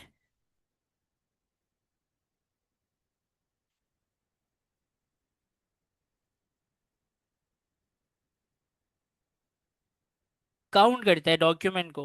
डॉक्यूमेंट को काउंट करना मतलब डाटा को काउंट करना। तो ये कितने वहां पर अवेलेबल डाटा है, 3 डाटा अवेलेबल है, तो ये काउंट जो है उसे काउंट कर लेगा। अभी तो 3 है ना, अगर 3 लाख डाटा हुआ तो फिर आपको काउंट तो लगाना पड़ेगा देखने के लिए कि भाई कितने डाटा अवेलेबल हैं। हम तो डाटा को छोटे स्केल में प्रैक्टिस करें, डाटा तो 3 लाख 30 लाख भी हो सकता है। गूगल के पास कितने लोगों का डाटा होगा, कितने लोगों ने जीमेल की आईडी बनाई होगी?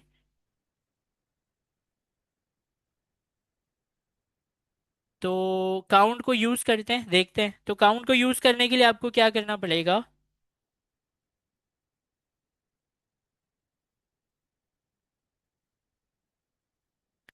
काउंट को यूज करने के लिए आपको क्या करना पड़ेगा? आप एक और पाइपलाइन बनाएंगे। ये पहले पाइपलाइन में आपने क्या किया, 3 डाटा निकाल लिया। आइए जरा अपनी पिक्चर यहाँ पर इसको देखते हैं। आपने बहुत सारे डाटा में से क्या किया, कुछ डाटा को फिल्टर करके निकाल लिया। और या अगर आप कहें तो मैं इसको एक इसकी तरह बना देता हूँ कि आपके पास डाटा था,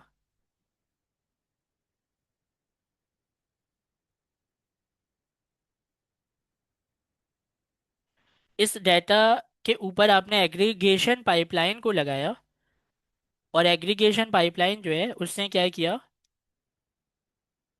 इससे फिल्टर करके आपको 3 डाटा जो है वो दे दिया।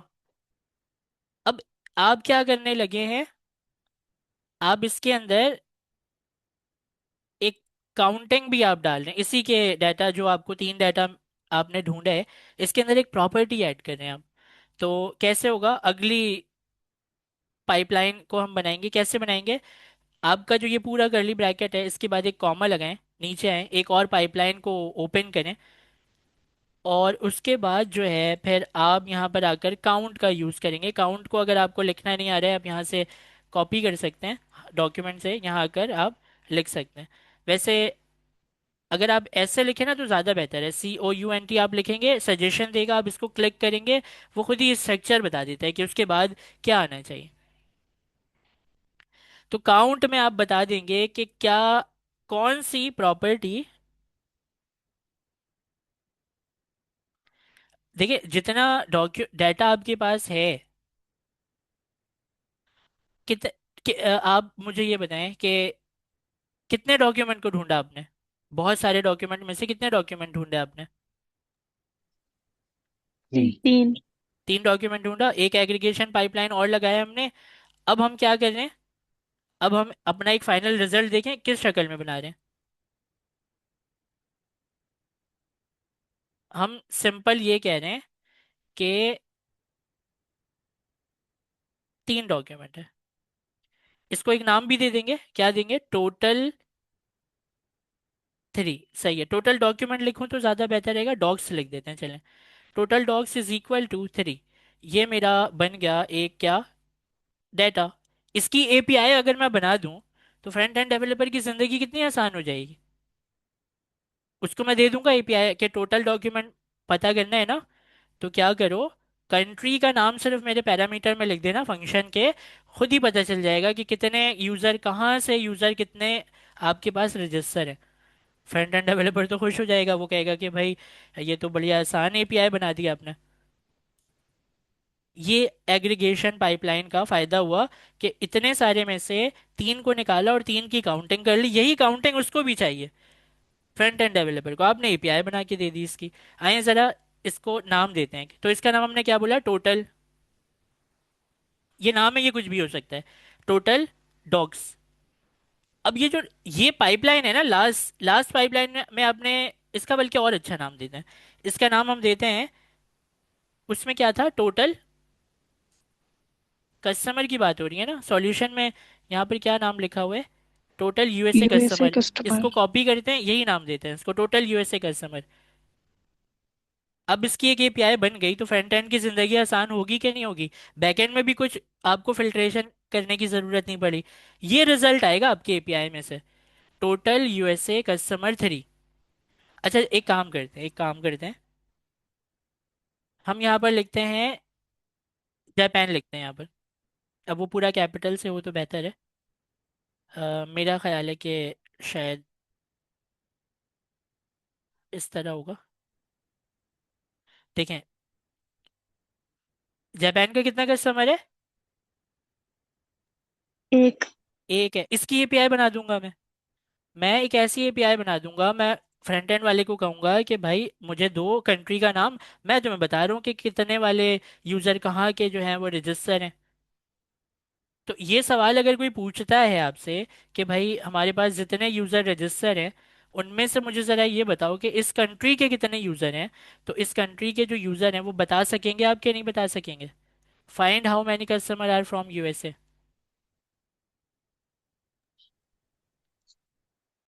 जी Yes, sir.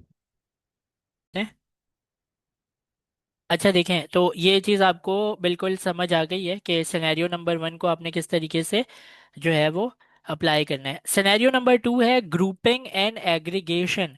तो ग्रुपिंग एंड एग्रीगेशन में वो ये कहते हैं कि कैलकुलेट करें the total number of customers पर कंट्री। क्या कहा जा रहा है कि हर कंट्री के कितने कस्टमर हमारे पास हैं वो कैलकुलेट करें, हर कंट्री के कितने कस्टमर आपके पास मौजूद हैं वो कैलकुलेट करें। आइए देखते हैं कि ये किस तरीके से हम करेंगे। मोंगोडीबी एग्रीगेशन में जाते हैं, अपने पाइपलाइन जो है उसको पूरे को क्लियर करते हैं, और यहाँ पर आकर मैं थोड़ा सा वेट करता हूँ, अप्लाई करके देखते हैं कि भाई ये किस तरीके से हम कर पाएंगे। वो सवाल क्या था, सवाल क्या था? हर कंट्री हर से कंट्री कितने? के हिसाब से कितने यूजर आपके पास मौजूद हैं वो बताएं। पहला पाइपलाइन लगाते हैं और सोचते हैं कि देखें यहाँ पर आपके पास एक चीज होती है, उसका नाम है ग्रुप। ग्रुप का फंक्शन, ग्रुप डॉक्यूमेंट मतलब, एक है ना कि आपके पास ग्रुप का फंक्शन है। पहले अप्लाई करते हैं फिर समझते हैं। तो आ जाते हैं और ग्रुप को अप्लाई करते हैं। यहाँ पर मैं लिखूंगा ग्रुप। ग्रुप जैसे ही आप लिखना शुरू करेंगे, यहाँ पर सजेशन आपको वो देता है। इस सजेशन को आप क्लिक करेंगे तो आपको कुछ चीज़ें वो दिखा देता है। यहाँ पर जैसे फील्ड एन है, आईडी है, ये सब दिखा देता है। ग्रुप को समझना आपके लिए पहली पहली दफ़ा में थोड़ा सा मुश्किल होगा, तो थोड़े ध्यान से देखें कि ये क्या है और किस तरीके से ये लगा हुआ है। सबसे पहले आप ये जो कर्ली ब्रैकेट है यहाँ से लेकर फील्ड एन, इसको तो मिटा दें, इसका हमें अभी काम नहीं है।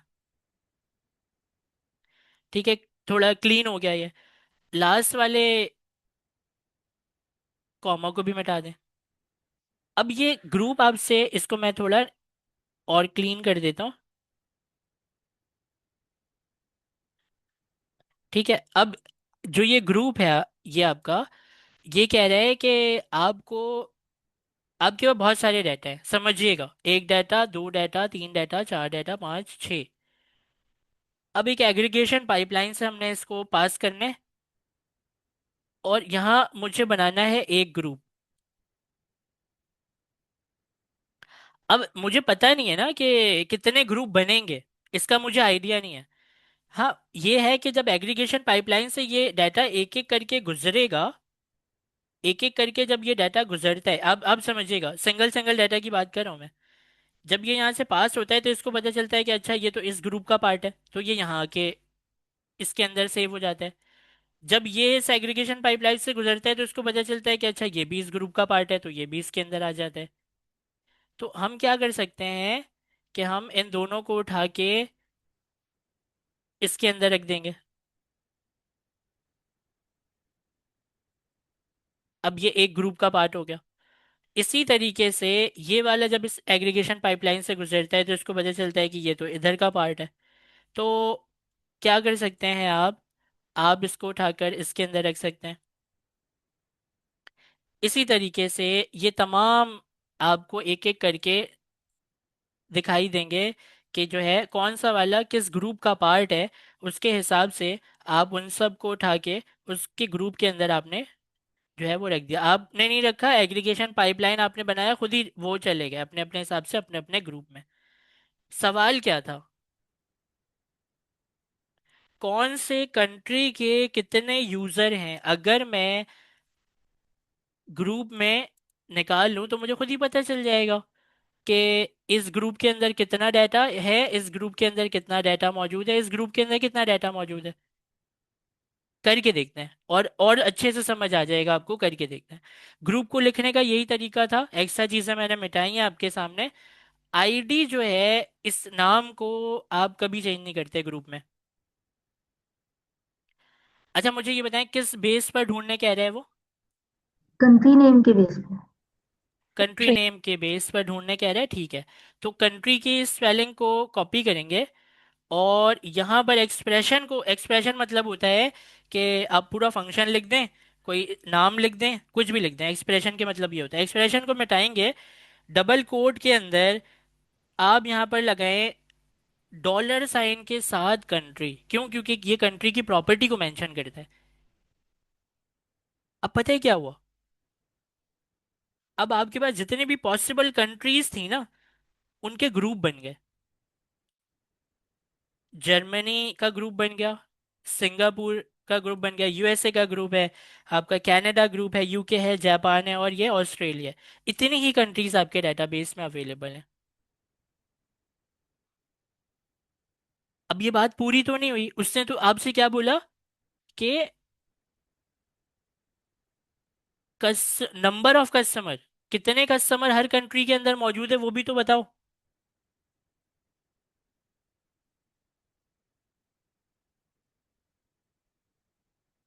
तो वो फिर हम किस तरह करेंगे calculate the total number of customer per country, country name and count of user, country name भी बताओ और काउंट ऑफ यूजर्स भी बताओ। ठीक है, तो हम आते हैं यहाँ पर, और अगले पाइपलाइन के अंदर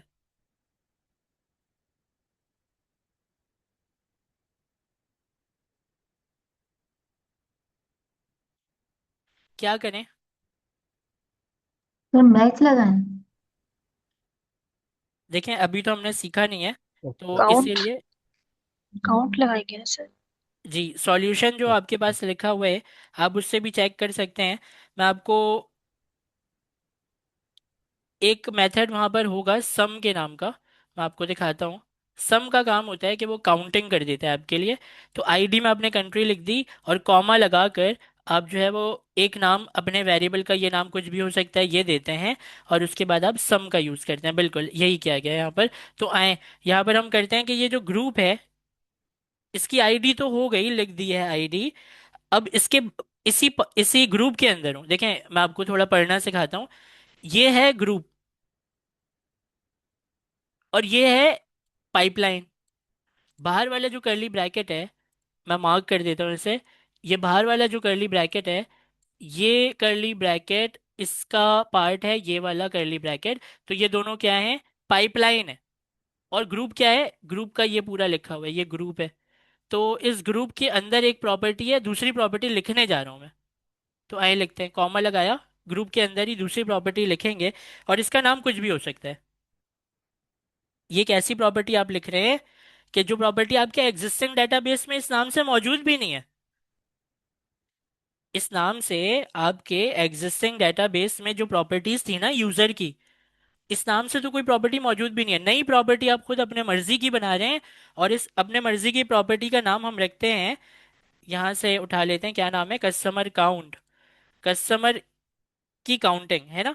तो इसको बता दें कि भाई कस्टमर की काउंटिंग करनी है, और ये कर्ली ब्रैकेट लगाकर आप इसको कह दें कि सम करना है। सम के फंक्शन को आप क्लिक करें और सम को अगर आप 1 देते हैं तो हर डॉक्यूमेंट को ये गिन लेता है कि इस ग्रुप में कितना डॉक्यूमेंट है। इस ग्रुप में एक एक ही डॉक्यूमेंट है, इसमें कितने डॉक्यूमेंट है, 2 डॉक्यूमेंट है, इसमें कितने डॉक्यूमेंट है, एक। कंट्रीज तो और भी थी, तो क्या आपको नजर आ रहा है कि हर कंट्री में कितने यूजर हैं। जी सर। देखिए ना, हर यूजर एक ग्रुप में था। तो आपने क्या बोला। सर जी सर जी जी। मुझे चाहिए कि फॉर एग्जांपल यूएसए के आगे 3 हो, कनाडा के आगे 4 हो, यूके के आगे 2 हो, इस तरीके से चाहिए। तो देखिए ना, ये तो और ज्यादा ऑर्गेनाइज फॉर्म में आया हुआ है। आपके पास एक ऐसा ऑब्जेक्ट आया हुआ है, एक डॉक्यूमेंट है, ये अलग डॉक्यूमेंट है। एरे, सपोज करें आपके पास एक रिजल्ट में एरे आ रहा है, उसके अंदर एक ऑब्जेक्ट है यहाँ से लेकर यहाँ तक। इसमें एक प्रॉपर्टी है आईडी की, जिसमें नाम है कनाडा, और एक ही प्रॉपर्टी है उसका नाम है कस्टमर काउंट। उसमें आपको बताया जा रहा है कि यहाँ पर एक कस्टमर है। अब ये पूरा पैकेज खत्म हो गया आपके पास। एरे का एक ऑब्जेक्ट, दूसरा एरे का ऑब्जेक्ट है, उसके अंदर दूसरी कंट्री की इंफॉर्मेशन है।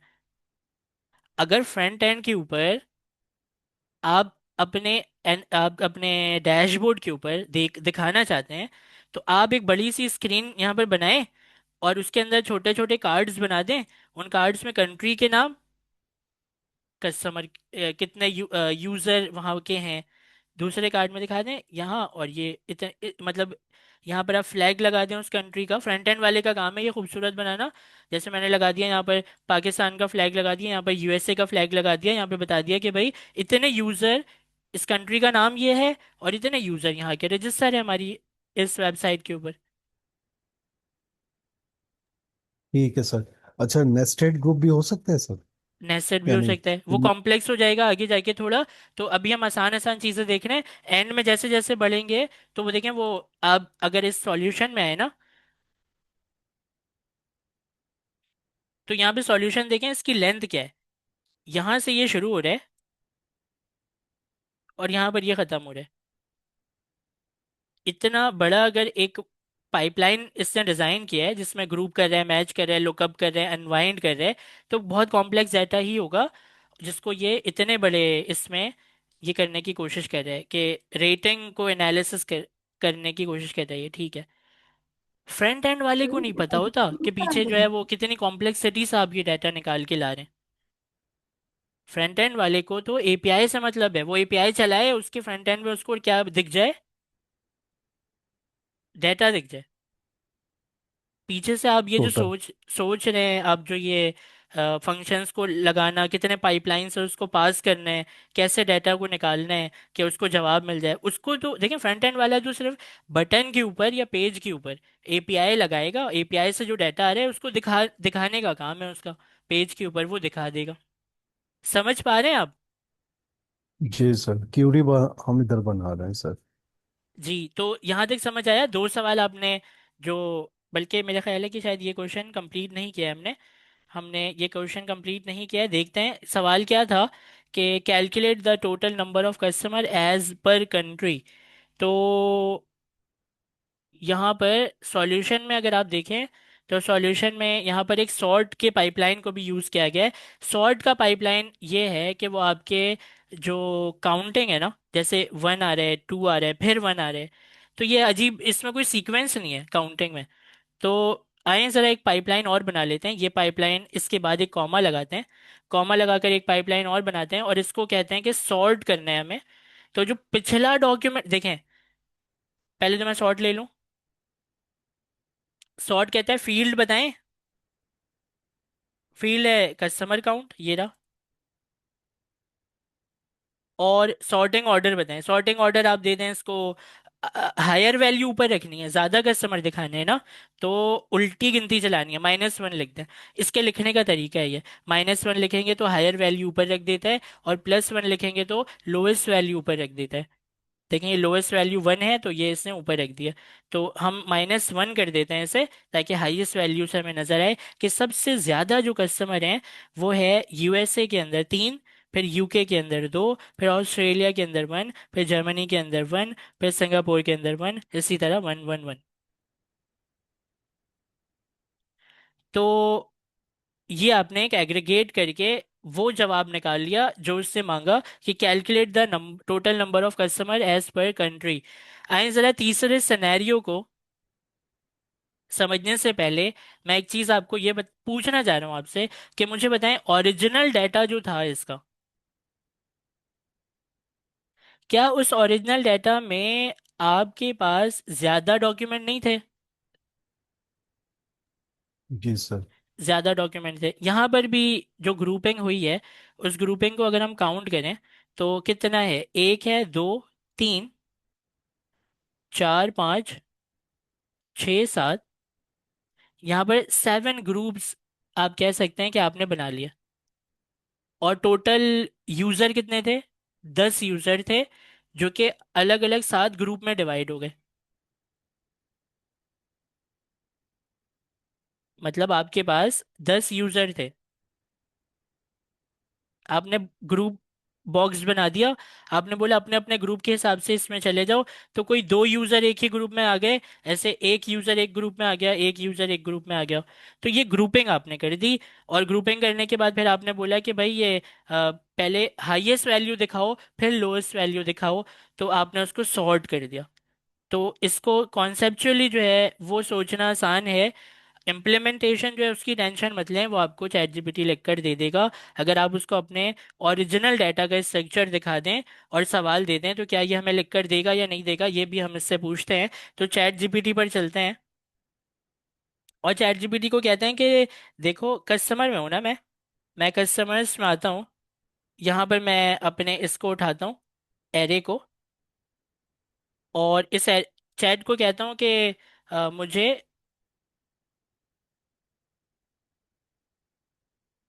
ये सिनेरियो जो है, सिनेरियो भी दे देते हैं यहाँ पर,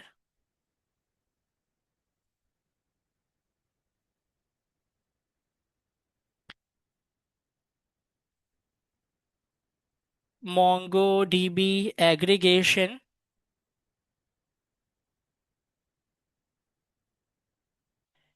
में बना कर दे दूँ। ठीक है, आपको जैसा लिखना है आप वैसा लिखेंगे। और यहाँ पर calculate the total number of, इसको आप दे दें फॉरन डबल कोट में इसके बाद।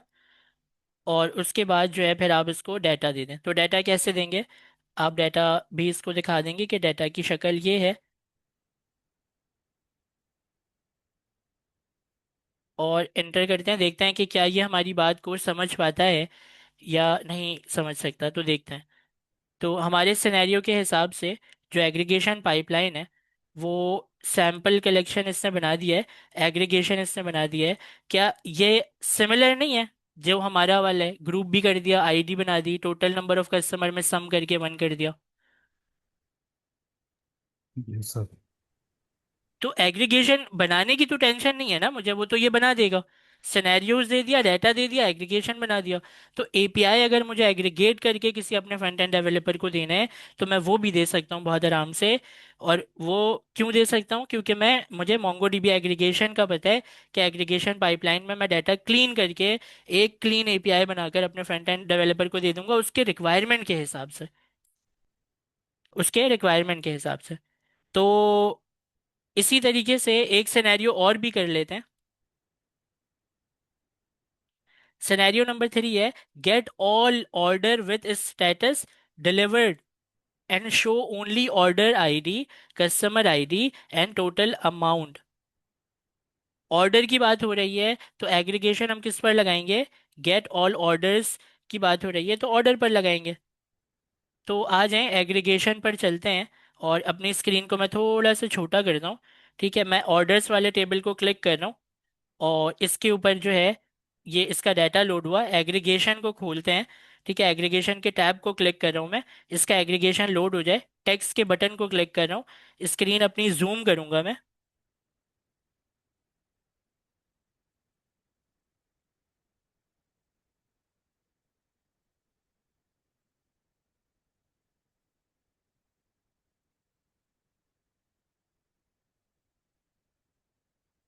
ठीक है, तो बनाऊं पाइपलाइन लिखूं। जी सर। जी सर। अच्छा, क्या सिनेरियो क्या था याद है किसी को। ऑर्डर और ऑर्डर डिलीवर्ड, आईडी निकाल। डिलीवर्ड ऑर्डर जो है, डिलीवर्ड ऑर्डर जो है वो बताना है। Get all order with delivered status, के वो वाले ऑर्डर बताओ जो पहुंच चुके हैं। और सिर्फ ऑर्डर आईडी, कस्टमर आईडी और टोटल अमाउंट दिखाना जवाब में। हो सकता है फ्रंट एंड डेवलपर ऐसे मांग ले। ओरिजिनल डाटा की शक्ल में देखें ना, ऑर्डर का डाटा है, status deliver, order date, customer ID, ID और एक एरे भी है इसके अंदर, टोटल अमाउंट भी है। एरे को अगर आप खोलते हैं तो एरे के अंदर एक ऑब्जेक्ट है और एक आईडी है। ऑब्जेक्ट को अगर आप खोलें तो इसके अंदर जाकर प्रोजेक्ट, ये देखें नेस्टेड वाला आ गया, प्रोडक्ट आईडी, क्वांटिटी, प्राइस यहाँ पर है। अगर ये प्रोडक्ट वो दो खरीदता क्वांटिटी में तो 1200 की जगह उसका टोटल बिल जो है वो क्या बनता, 2400। तो टोटल अमाउंट जो है वो क्योंकि एक ही क्वांटिटी है इसीलिए 1200 है, इसकी यूनिट प्राइस भी 1200 है। अगर वो दो क्वांटिटी में इस प्रोडक्ट को खरीदता तो ये 2400 के टोटल अमाउंट के साथ आता। तो ये पूरा एक नेस्टेड भी है इसके अंदर। और सवाल कैसे पूछा गया है, इस डाटा के ऊपर। अगर फ्रंट एंड डेवलपर आपसे ये कहता है कि भाई मुझे एक एपीआई बना कर दो, उस एपीआई के अंदर मुझे ये करके देना कि get all order with deliver वाले सारे दिखा दो जिनका स्टेटस डिलीवर है, और मुझे सिर्फ ऑर्डर आईडी, कस्टमर आईडी और टोटल अमाउंट दिखाना, बस इसके अलावा कुछ नहीं चाहिए मुझे। तो फिर हम क्या करेंगे, फिर हम आएंगे यहाँ पर और लिखना शुरू करेंगे। सबसे पहले तो देखें, मुझे डिलीवर को फोकस किया है ना कि जो ऑर्डर डिलीवर हो गए उसको मैच करना है। खोला यहाँ से, मैच हमने पढ़ा है, मैच का फंक्शन है। मैंने मैच को लगा दिया। हालांकि इसको फंक्शन कहते नहीं है, लेकिन मैं फंक्शन क्यों कह रहा हूँ, ताकि आपके माइंड में ये बैठ जाए कि ये क्या है, ये एक फंक्शन है, इसके अंदर कुछ प्रोसेस हो रहा है। ठीक है, इसको स्टेज कहते हैं, पाइपलाइन कहते हैं। अच्छा, क्यूरी लिखनी है यहाँ पर। तो मैच करवाऊँ, किससे करवाऊँ मैच। डिलीवर्ड। ये पूरा ही उठा लेते हैं, है ना, स्टेटस डिलीवर्ड, कॉपी किया, यहाँ से लगा देते हैं, बल्कि ये थोड़ा ऑर्गेनाइज होगा। अच्छा, इसको ऑर्गेनाइज करने का शॉर्टकट भी होता है एक। इसको ऑर्गेनाइज करने का शॉर्टकट जो है वो अभी तो काम नहीं कर रहा है, खैर। इसको आप ना वापस आकर कॉलन दे दें, इस तरह लगा दें कि मैच वाले सारे लेकर आ जाओ, सॉरी, डिलीवर वाले सारे लेकर आ जाओ। तो ये भी डिलीवर्ड इसका है, स्टेटस सबका डिलीवर्ड वाला ही है। तो जितने डॉक्यूमेंट आपके पास अभी अवेलेबल है ना, उन सब का स्टेटस क्या है, डिलीवर्ड है।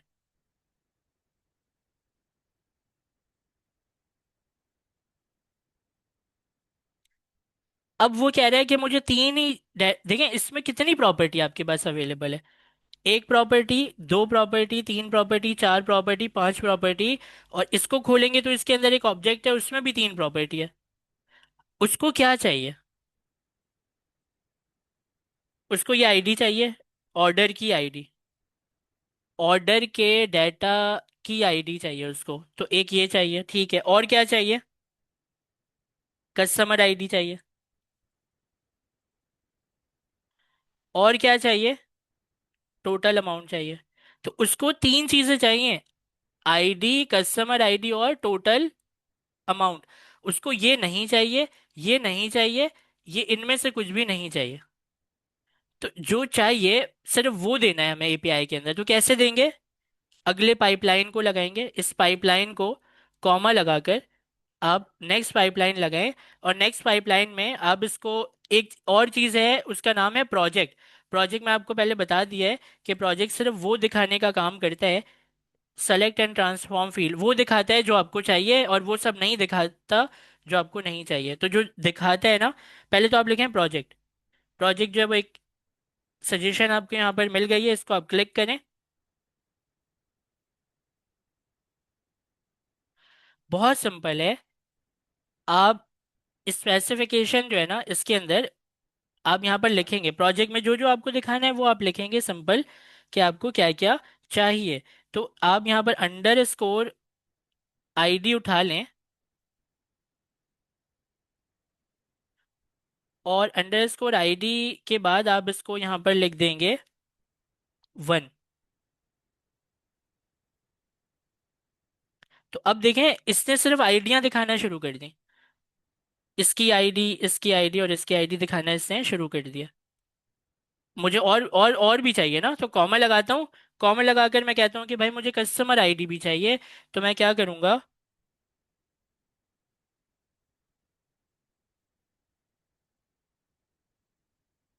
कस्टमर आईडी भी 1 मैंने कर दिया।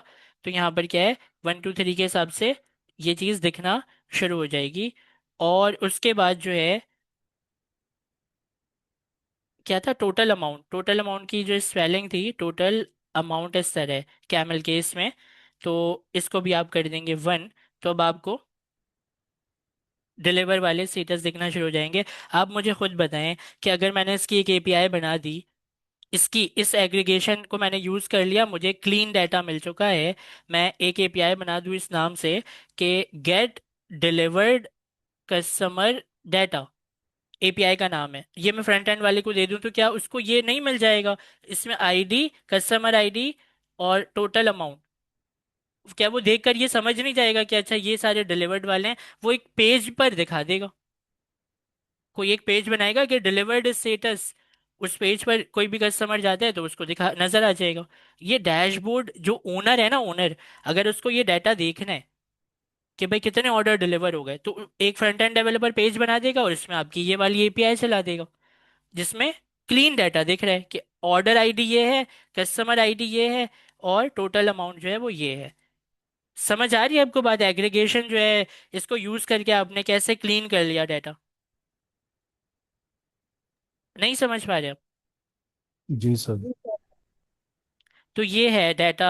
इसको आप कह सकते हैं कि आपको, आपने डाटा मैनिपुलेट किया, आपने डाटा जो है वो फिल्टर किया, आपने डाटा एनालिसिस किया, ये जो भी आप कहना चाहें वो कह सकते हैं सर। जी, तो देखें, आपको यहाँ तक ये बात समझ आ गई है। अब मैं अपने, जैसे कि आपकी रिक्वायरमेंट थी ना कि हम इसको एपीआई के ऊपर कैसे बनाकर देंगे, तो हम अपने फोल्डर में आते हैं, मोंगो डीबी टेस्ट आप देख सकते हैं यहाँ पर, ये फोल्डर जो है वो खाली है। इसी के अंदर जो है ना आपने वो खोला था अपने वीएस कोड को। तो मैं सारी फाइलें वाइलें बंद कर रहा हूँ यहाँ पर।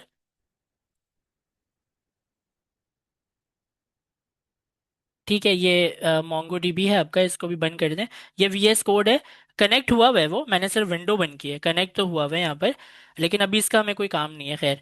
तो यहाँ पर एपीआई को बनाना है, ठीक है बना लेते हैं। एपीआई याद रखिएगा, सवाल को भी लेकर आते हैं हम यहाँ पर, लेकिन उससे पहले जो ज़रूरी जो करने की चीज़ें हैं वो है npm init -y npm i@types /node, और इससे ही हम कॉपी करते हैं /express।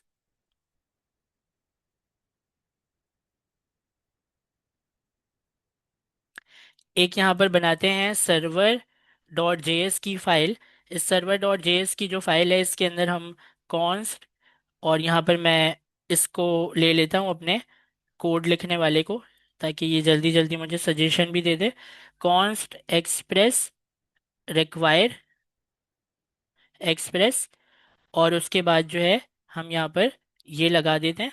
और एपीआई को बनाना है क्योंकि हमें एक लिसन भी करवाना है, तो ऐप डॉट लिसन को हम यूज करते हैं, डॉट को लगाते हैं और लिसन को यहाँ पर इस पोर्ट के ऊपर चला देते हैं। तो ठीक है, अब एक एपीआई को बनाने का टाइम है। तो ऐप डॉट, और एपीआई जो है वो मैं किस नाम से बनाऊंगा, एपीआई को मैं देखता हूँ किस नाम से बनाऊंगा। गेट की एपीआई ही है ये, बिल्कुल। ये आपको डाटा गेट करके देती है एपीआई। अब इसके अंदर जो है आप नाम रखें, पहले सिनेरियो को पढ़ते हैं, सिनेरियो लेकर आते हैं, बल्कि यहाँ पर ये है ना फाइंड,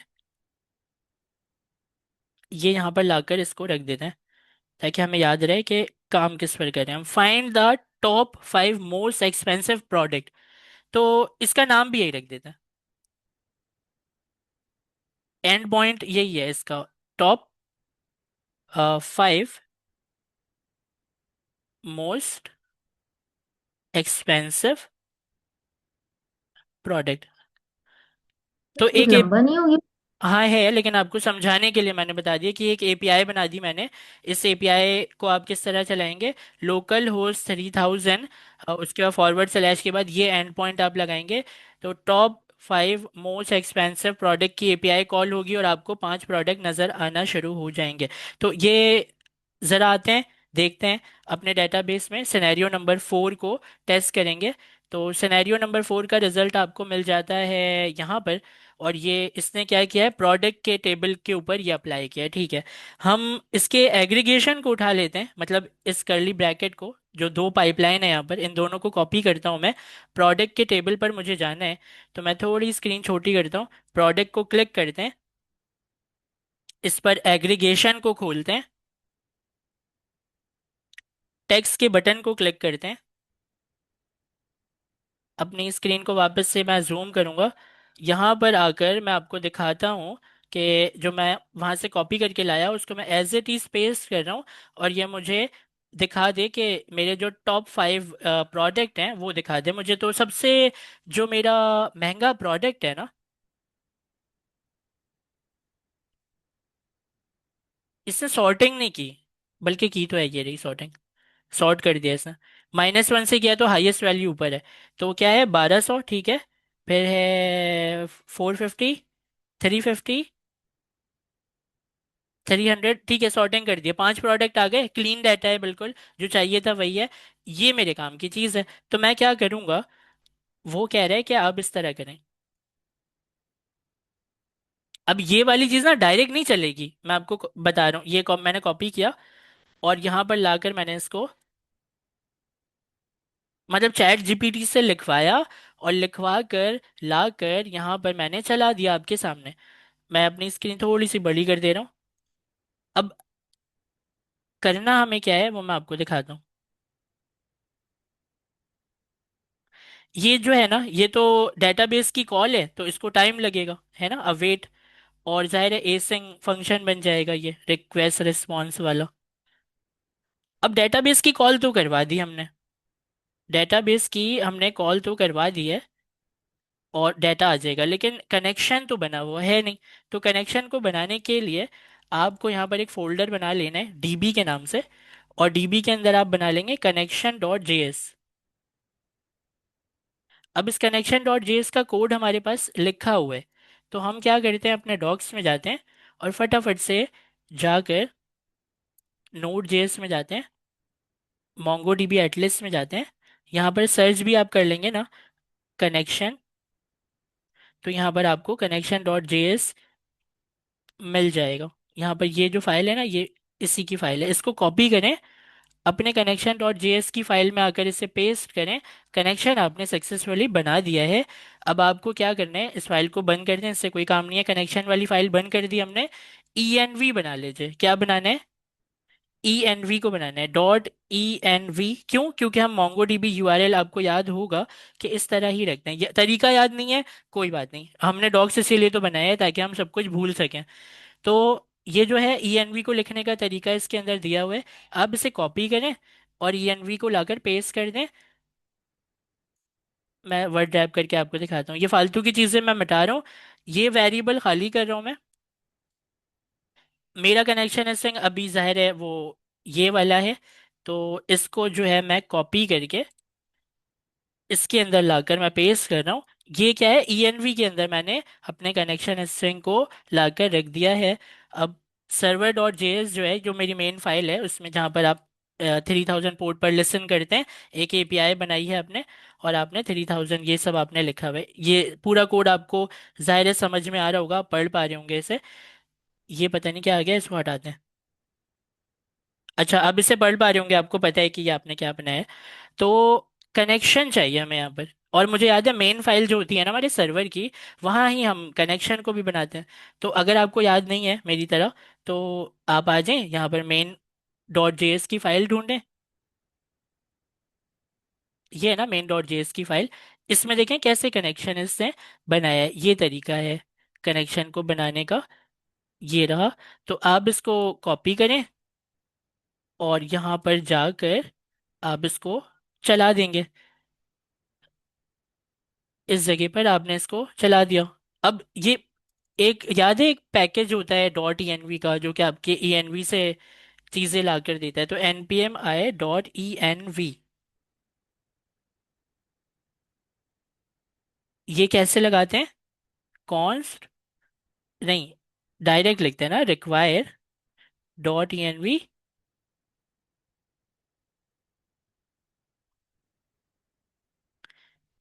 .env/config। ठीक है, ये आपने लिख दिया और ये आपने यहाँ पर चला दिया।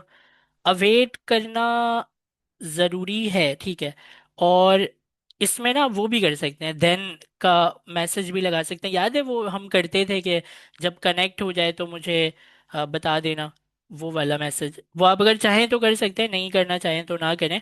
हमें तो वैसे भी कनेक्शन करके अपने एपीआई के इसको जवाब देना है। अच्छा, ये डेटाबेस की कॉल हो गई, ठीक है। अब रिस्पॉन्स भी तो देना है ना, तो रिस्पॉन्स जेसन top 5 प्रोडक्ट। अच्छा, ये top 5 प्रोडक्ट जो है, इसका वेरिएबल बना हुआ है नहीं, तो आपको जाहिर है बनाना पड़ेगा, इस नाम से एक वेरिएबल आपको बनाना पड़ेगा। आप यहाँ पर अवेट से पहले कॉन्स्ट, यहाँ पर आप लिखते हैं top 5 प्रोडक्ट। अब ये जो डेटाबेस में जो भी काम किया है आपने, वो इस वेरिएबल में आएगा, और इस वेरिएबल से आप इस वेरिएबल में दे देंगे। ठीक है, मैं रिस्पॉन्स को, स्टेटस कोड और जेसन को अच्छे से नहीं लिख रहा अभी, फटाफट से आपको करके बस दिखा रहा हूँ। ये ना रिटर्न करेंगे आप, रिटर्न आपने किया, रिस्पॉन्स रिटर्न किया जेसन के फॉर्म में, एग्रीगेशन वाला रिस्पॉन्स रिटर्न किया, इस एपीआई के ऊपर आप चला रहे हैं। आए ज़रा चला कर इसे देखते हैं और फिर समझते हैं कि ये चीज़ जो है वो एपीआई की शक्ल में किस तरह बनी है। तो नोड -वॉच server.js की फाइल को नहीं चलाया। इससे क्यों नहीं चलाया, can not determine intended module format because both require and top level await. हाँ, ये दो चीज़ें एक साथ नहीं चला सकते आप, इसका वेट हटा दिया मैंने, ठीक है। अब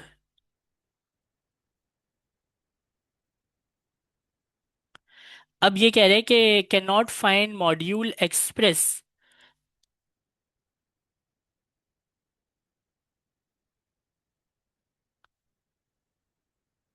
can not find module express कौन सी सर फाइल में? इंस्टॉल कर दें ना आपने। अच्छा, वो वो मैंने इंस्टॉल। वो इंस्टॉल किया होगा फिर ना, डेव डिपेंडेंसी। जी। तो यहाँ पर npm i express को इंस्टॉल करते हैं।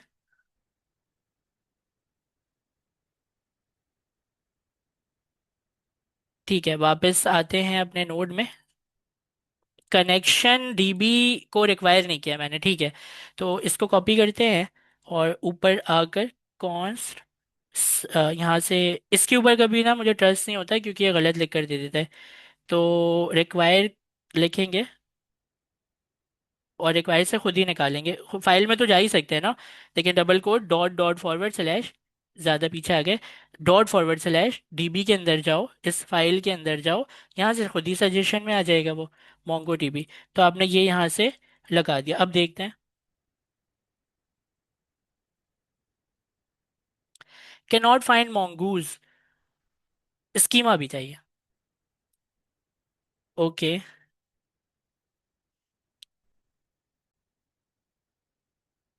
अच्छा, मैंने क्या किया, मैंने एक स्कीमा बना लिया है, और स्कीमा की फाइल मैं दिखा देता हूँ कि इस तरह स्कीमा की फाइल जो है वो बना लिया।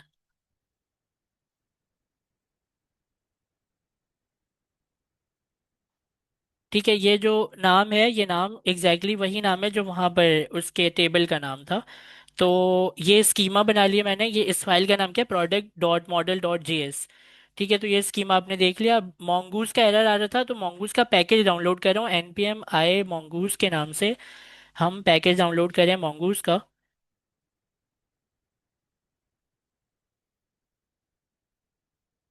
अब जाते हैं अपने सर्वर में।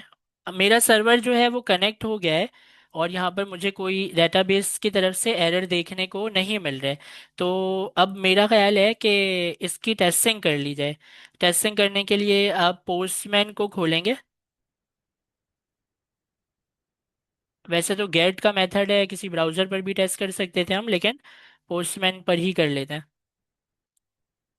यहाँ गेट लिखा, ठीक है, आपने देना है लोकल होस्ट, लोकल, किसी भी लोकल होस्ट को उठा लें। अच्छा, इसके एंड पॉइंट को आपको लिखना है वही एंड पॉइंट जो आपने यहाँ पर एपीआई में दिया, सर्वर डॉट जेएस एपीआई। यहाँ पर आकर आप इस एंड पॉइंट को दे दिया, गेट के मेथड को सेट कर दिया, और चला कर देखें देखें क्या होता है। आपको मिला इंटरनल सर्वर एरर, क्यों, dB is not defined, require का एरर आ गया। डीबी कौन कहाँ पर डिफाइन नहीं है? DB is not defined server dot JS के अंदर लाइन नंबर 15 में यूज हो रही है। सर्वर डॉट जेएस के अंदर लाइन नंबर 15 में जो डीबी आप यूज कर रहे हैं, ये डीबी डॉट प्रोडक्ट, ये आपने रिक्वायर नहीं किया है। तो आइए ज़रा रिक्वायर कर लेते हैं। तो कॉन्स्ट डीबी रिक्वायर, कहाँ से, डीबी के फोल्डर में जाओ, कनेक्शन डॉट जेएस से ले, ये मैंने किया तो था। ओके ओके, ठीक है। मुझे दोबारा से कनेक्शन डॉट जेएस में जाकर देखना चाहिए कि मैंने यहाँ से डीबी को भी भेजा है। डीबी को नहीं भेजा है। एक्सपोर्ट करना ये होगा ना डीबी सर। आ कहाँ से रहे? सर एक्सपोर्ट करना होगा।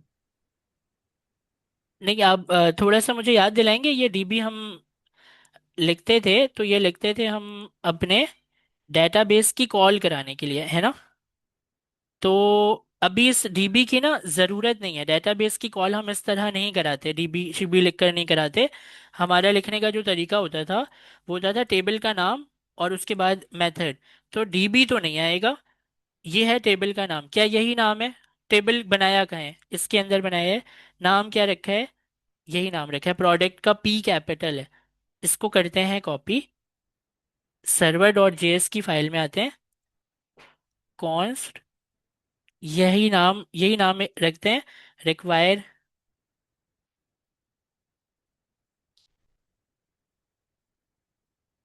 Model, model.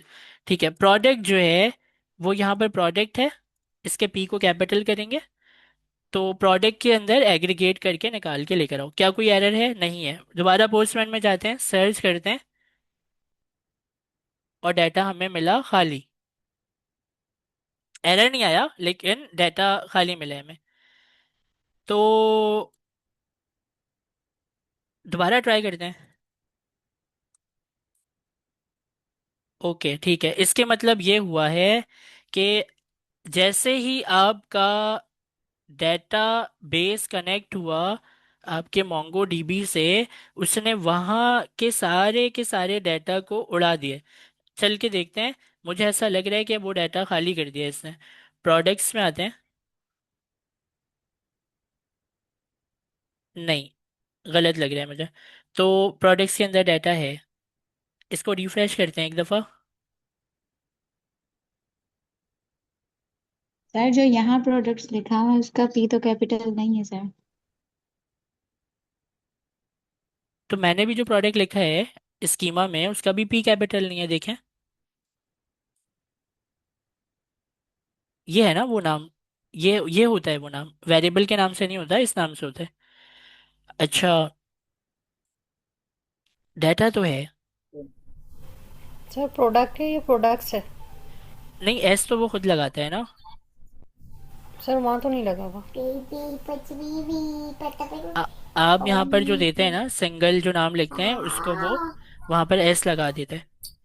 तो कुछ और मसला है, देखते हैं। आप में से कोई बताना चाहेगा?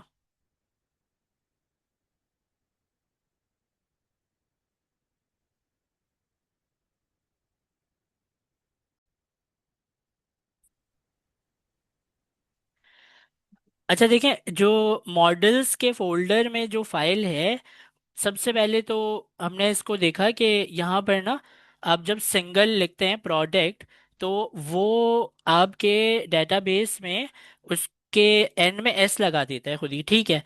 और इसका भी मसला नहीं था। तो मसला ये था कि आपने ना एक डेटाबेस जो है उसको नाम दे दिया था मोंगोडीबी में ई कॉम। और जब भी आप डेटाबेस का कोई नाम देते हैं, तो अपने कनेक्शन स्ट्रिंग के अंदर भी आप उस नाम को मेंशन करते हैं कि इस डेटाबेस से आप कनेक्ट करना चाह रहे हैं। हम डेटाबेस का नाम कहाँ दिया करते हैं? ENV की फाइल में जो ये कनेक्शन स्ट्रिंग है, मैंने आपको शुरू में बताया था मोंगो डीबी पढ़ाते हुए, कि जो ये क्वेश्चन मार्क है, इसके पहले अगर आप कुछ नहीं लिखते तो वो टेस्ट के नाम से एक डेटाबेस बना देता है। अगर आप किसी अपने डेटाबेस के नाम से कनेक्ट करना चाहते हैं, तो आपको यहाँ मेंशन करना पड़ेगा वही नाम। जैसे यहाँ पर क्या नाम है इसका, ECOMM। तो यहाँ पर आपको लिखना, कहाँ लिख रहा हूँ मैं, ENV के अंदर कनेक्शन स्ट्रिंग को बता रहा हूँ कि इस वाले डेटाबेस के साथ जाके कनेक्ट करो, ECOMM। जब मैंने ये कर दिया, तो मेरा जो स्कीमा है, मैं आपको दोबारा से दिखा देता हूँ। ये स्कीमा अगर हम मैच करना चाहें तो ये स्कीमा है, इसमें कोई चेंजिंग नहीं की है। कनेक्शन डॉट जेएस जो डीबी की फाइल है, ये वो फाइल है, इसमें कोई चेंजिंग नहीं की है। अगर आप मैच करना चाहें तो इससे भी कर लें। और ENV की फाइल में सिर्फ यहाँ पर आकर डेटाबेस का नाम नहीं दिया था हमने। जब आप नाम नहीं देते तो वो टेस्ट के नाम से एक नया डेटाबेस बना देता है, और आप नाम देते हैं तो इसी नाम से वो या तो कनेक्ट करता है या इस नाम से बना देता है। तो अभी हमारे से सिचुएशन में ये कनेक्ट करेगा, क्योंकि इस नाम से ऑलरेडी वहाँ पर एक डेटाबेस है। अपनी main file server dot JS में आते हैं। इसके कोड को थोड़ा सा छोटा करता हूँ। ये पूरा कोड है, इसको आपको अगर ऐसे कॉपी पेस्ट करना है तो आप कर लें। बाकी जो है, ये एग्रीगेशन ने क्या किया कि आपके मॉडल के ऊपर एग्रीगेट का फंक्शन जो था, ये चैट जीपीटी ने लिख कर दिया आपको। आपने एक एपीआई दी फ्रंट एंड डेवलपर को आपने बोला कि मेरे इस एपीआई को कॉल करो कि गेट के मेथड के साथ, तो तुम्हें ये डाटा मिलेगा। कौन सा डाटा मिलेगा?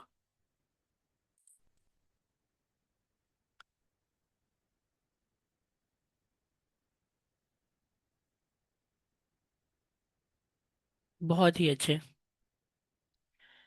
अब आपको सर्वर बंद करना पड़ेगा, क्योंकि कनेक्शन डॉट जेएस में जब भी आप कुछ यहाँ पर चेंजिंग करते हैं ना अपने कनेक्शन स्ट्रिंग में, तो आपको सर्वर बंद करना पड़ेगा और फिर आप सर्वर को चलाते हैं। तो आ जाएं, अपने सर्वर को चलाते हैं और फिर से ट्राई करते हैं। तो अब मिल गया डाटा, ठीक है। तो ये जो है आपका ऑब्जेक्ट, ये एक डाटा है, क्लीन डाटा है। क्या हमारे सिनेरियो को मैच करता है ये? हमारा सिनेरियो का है, सिनेरियो है find the top 5 most expensive product.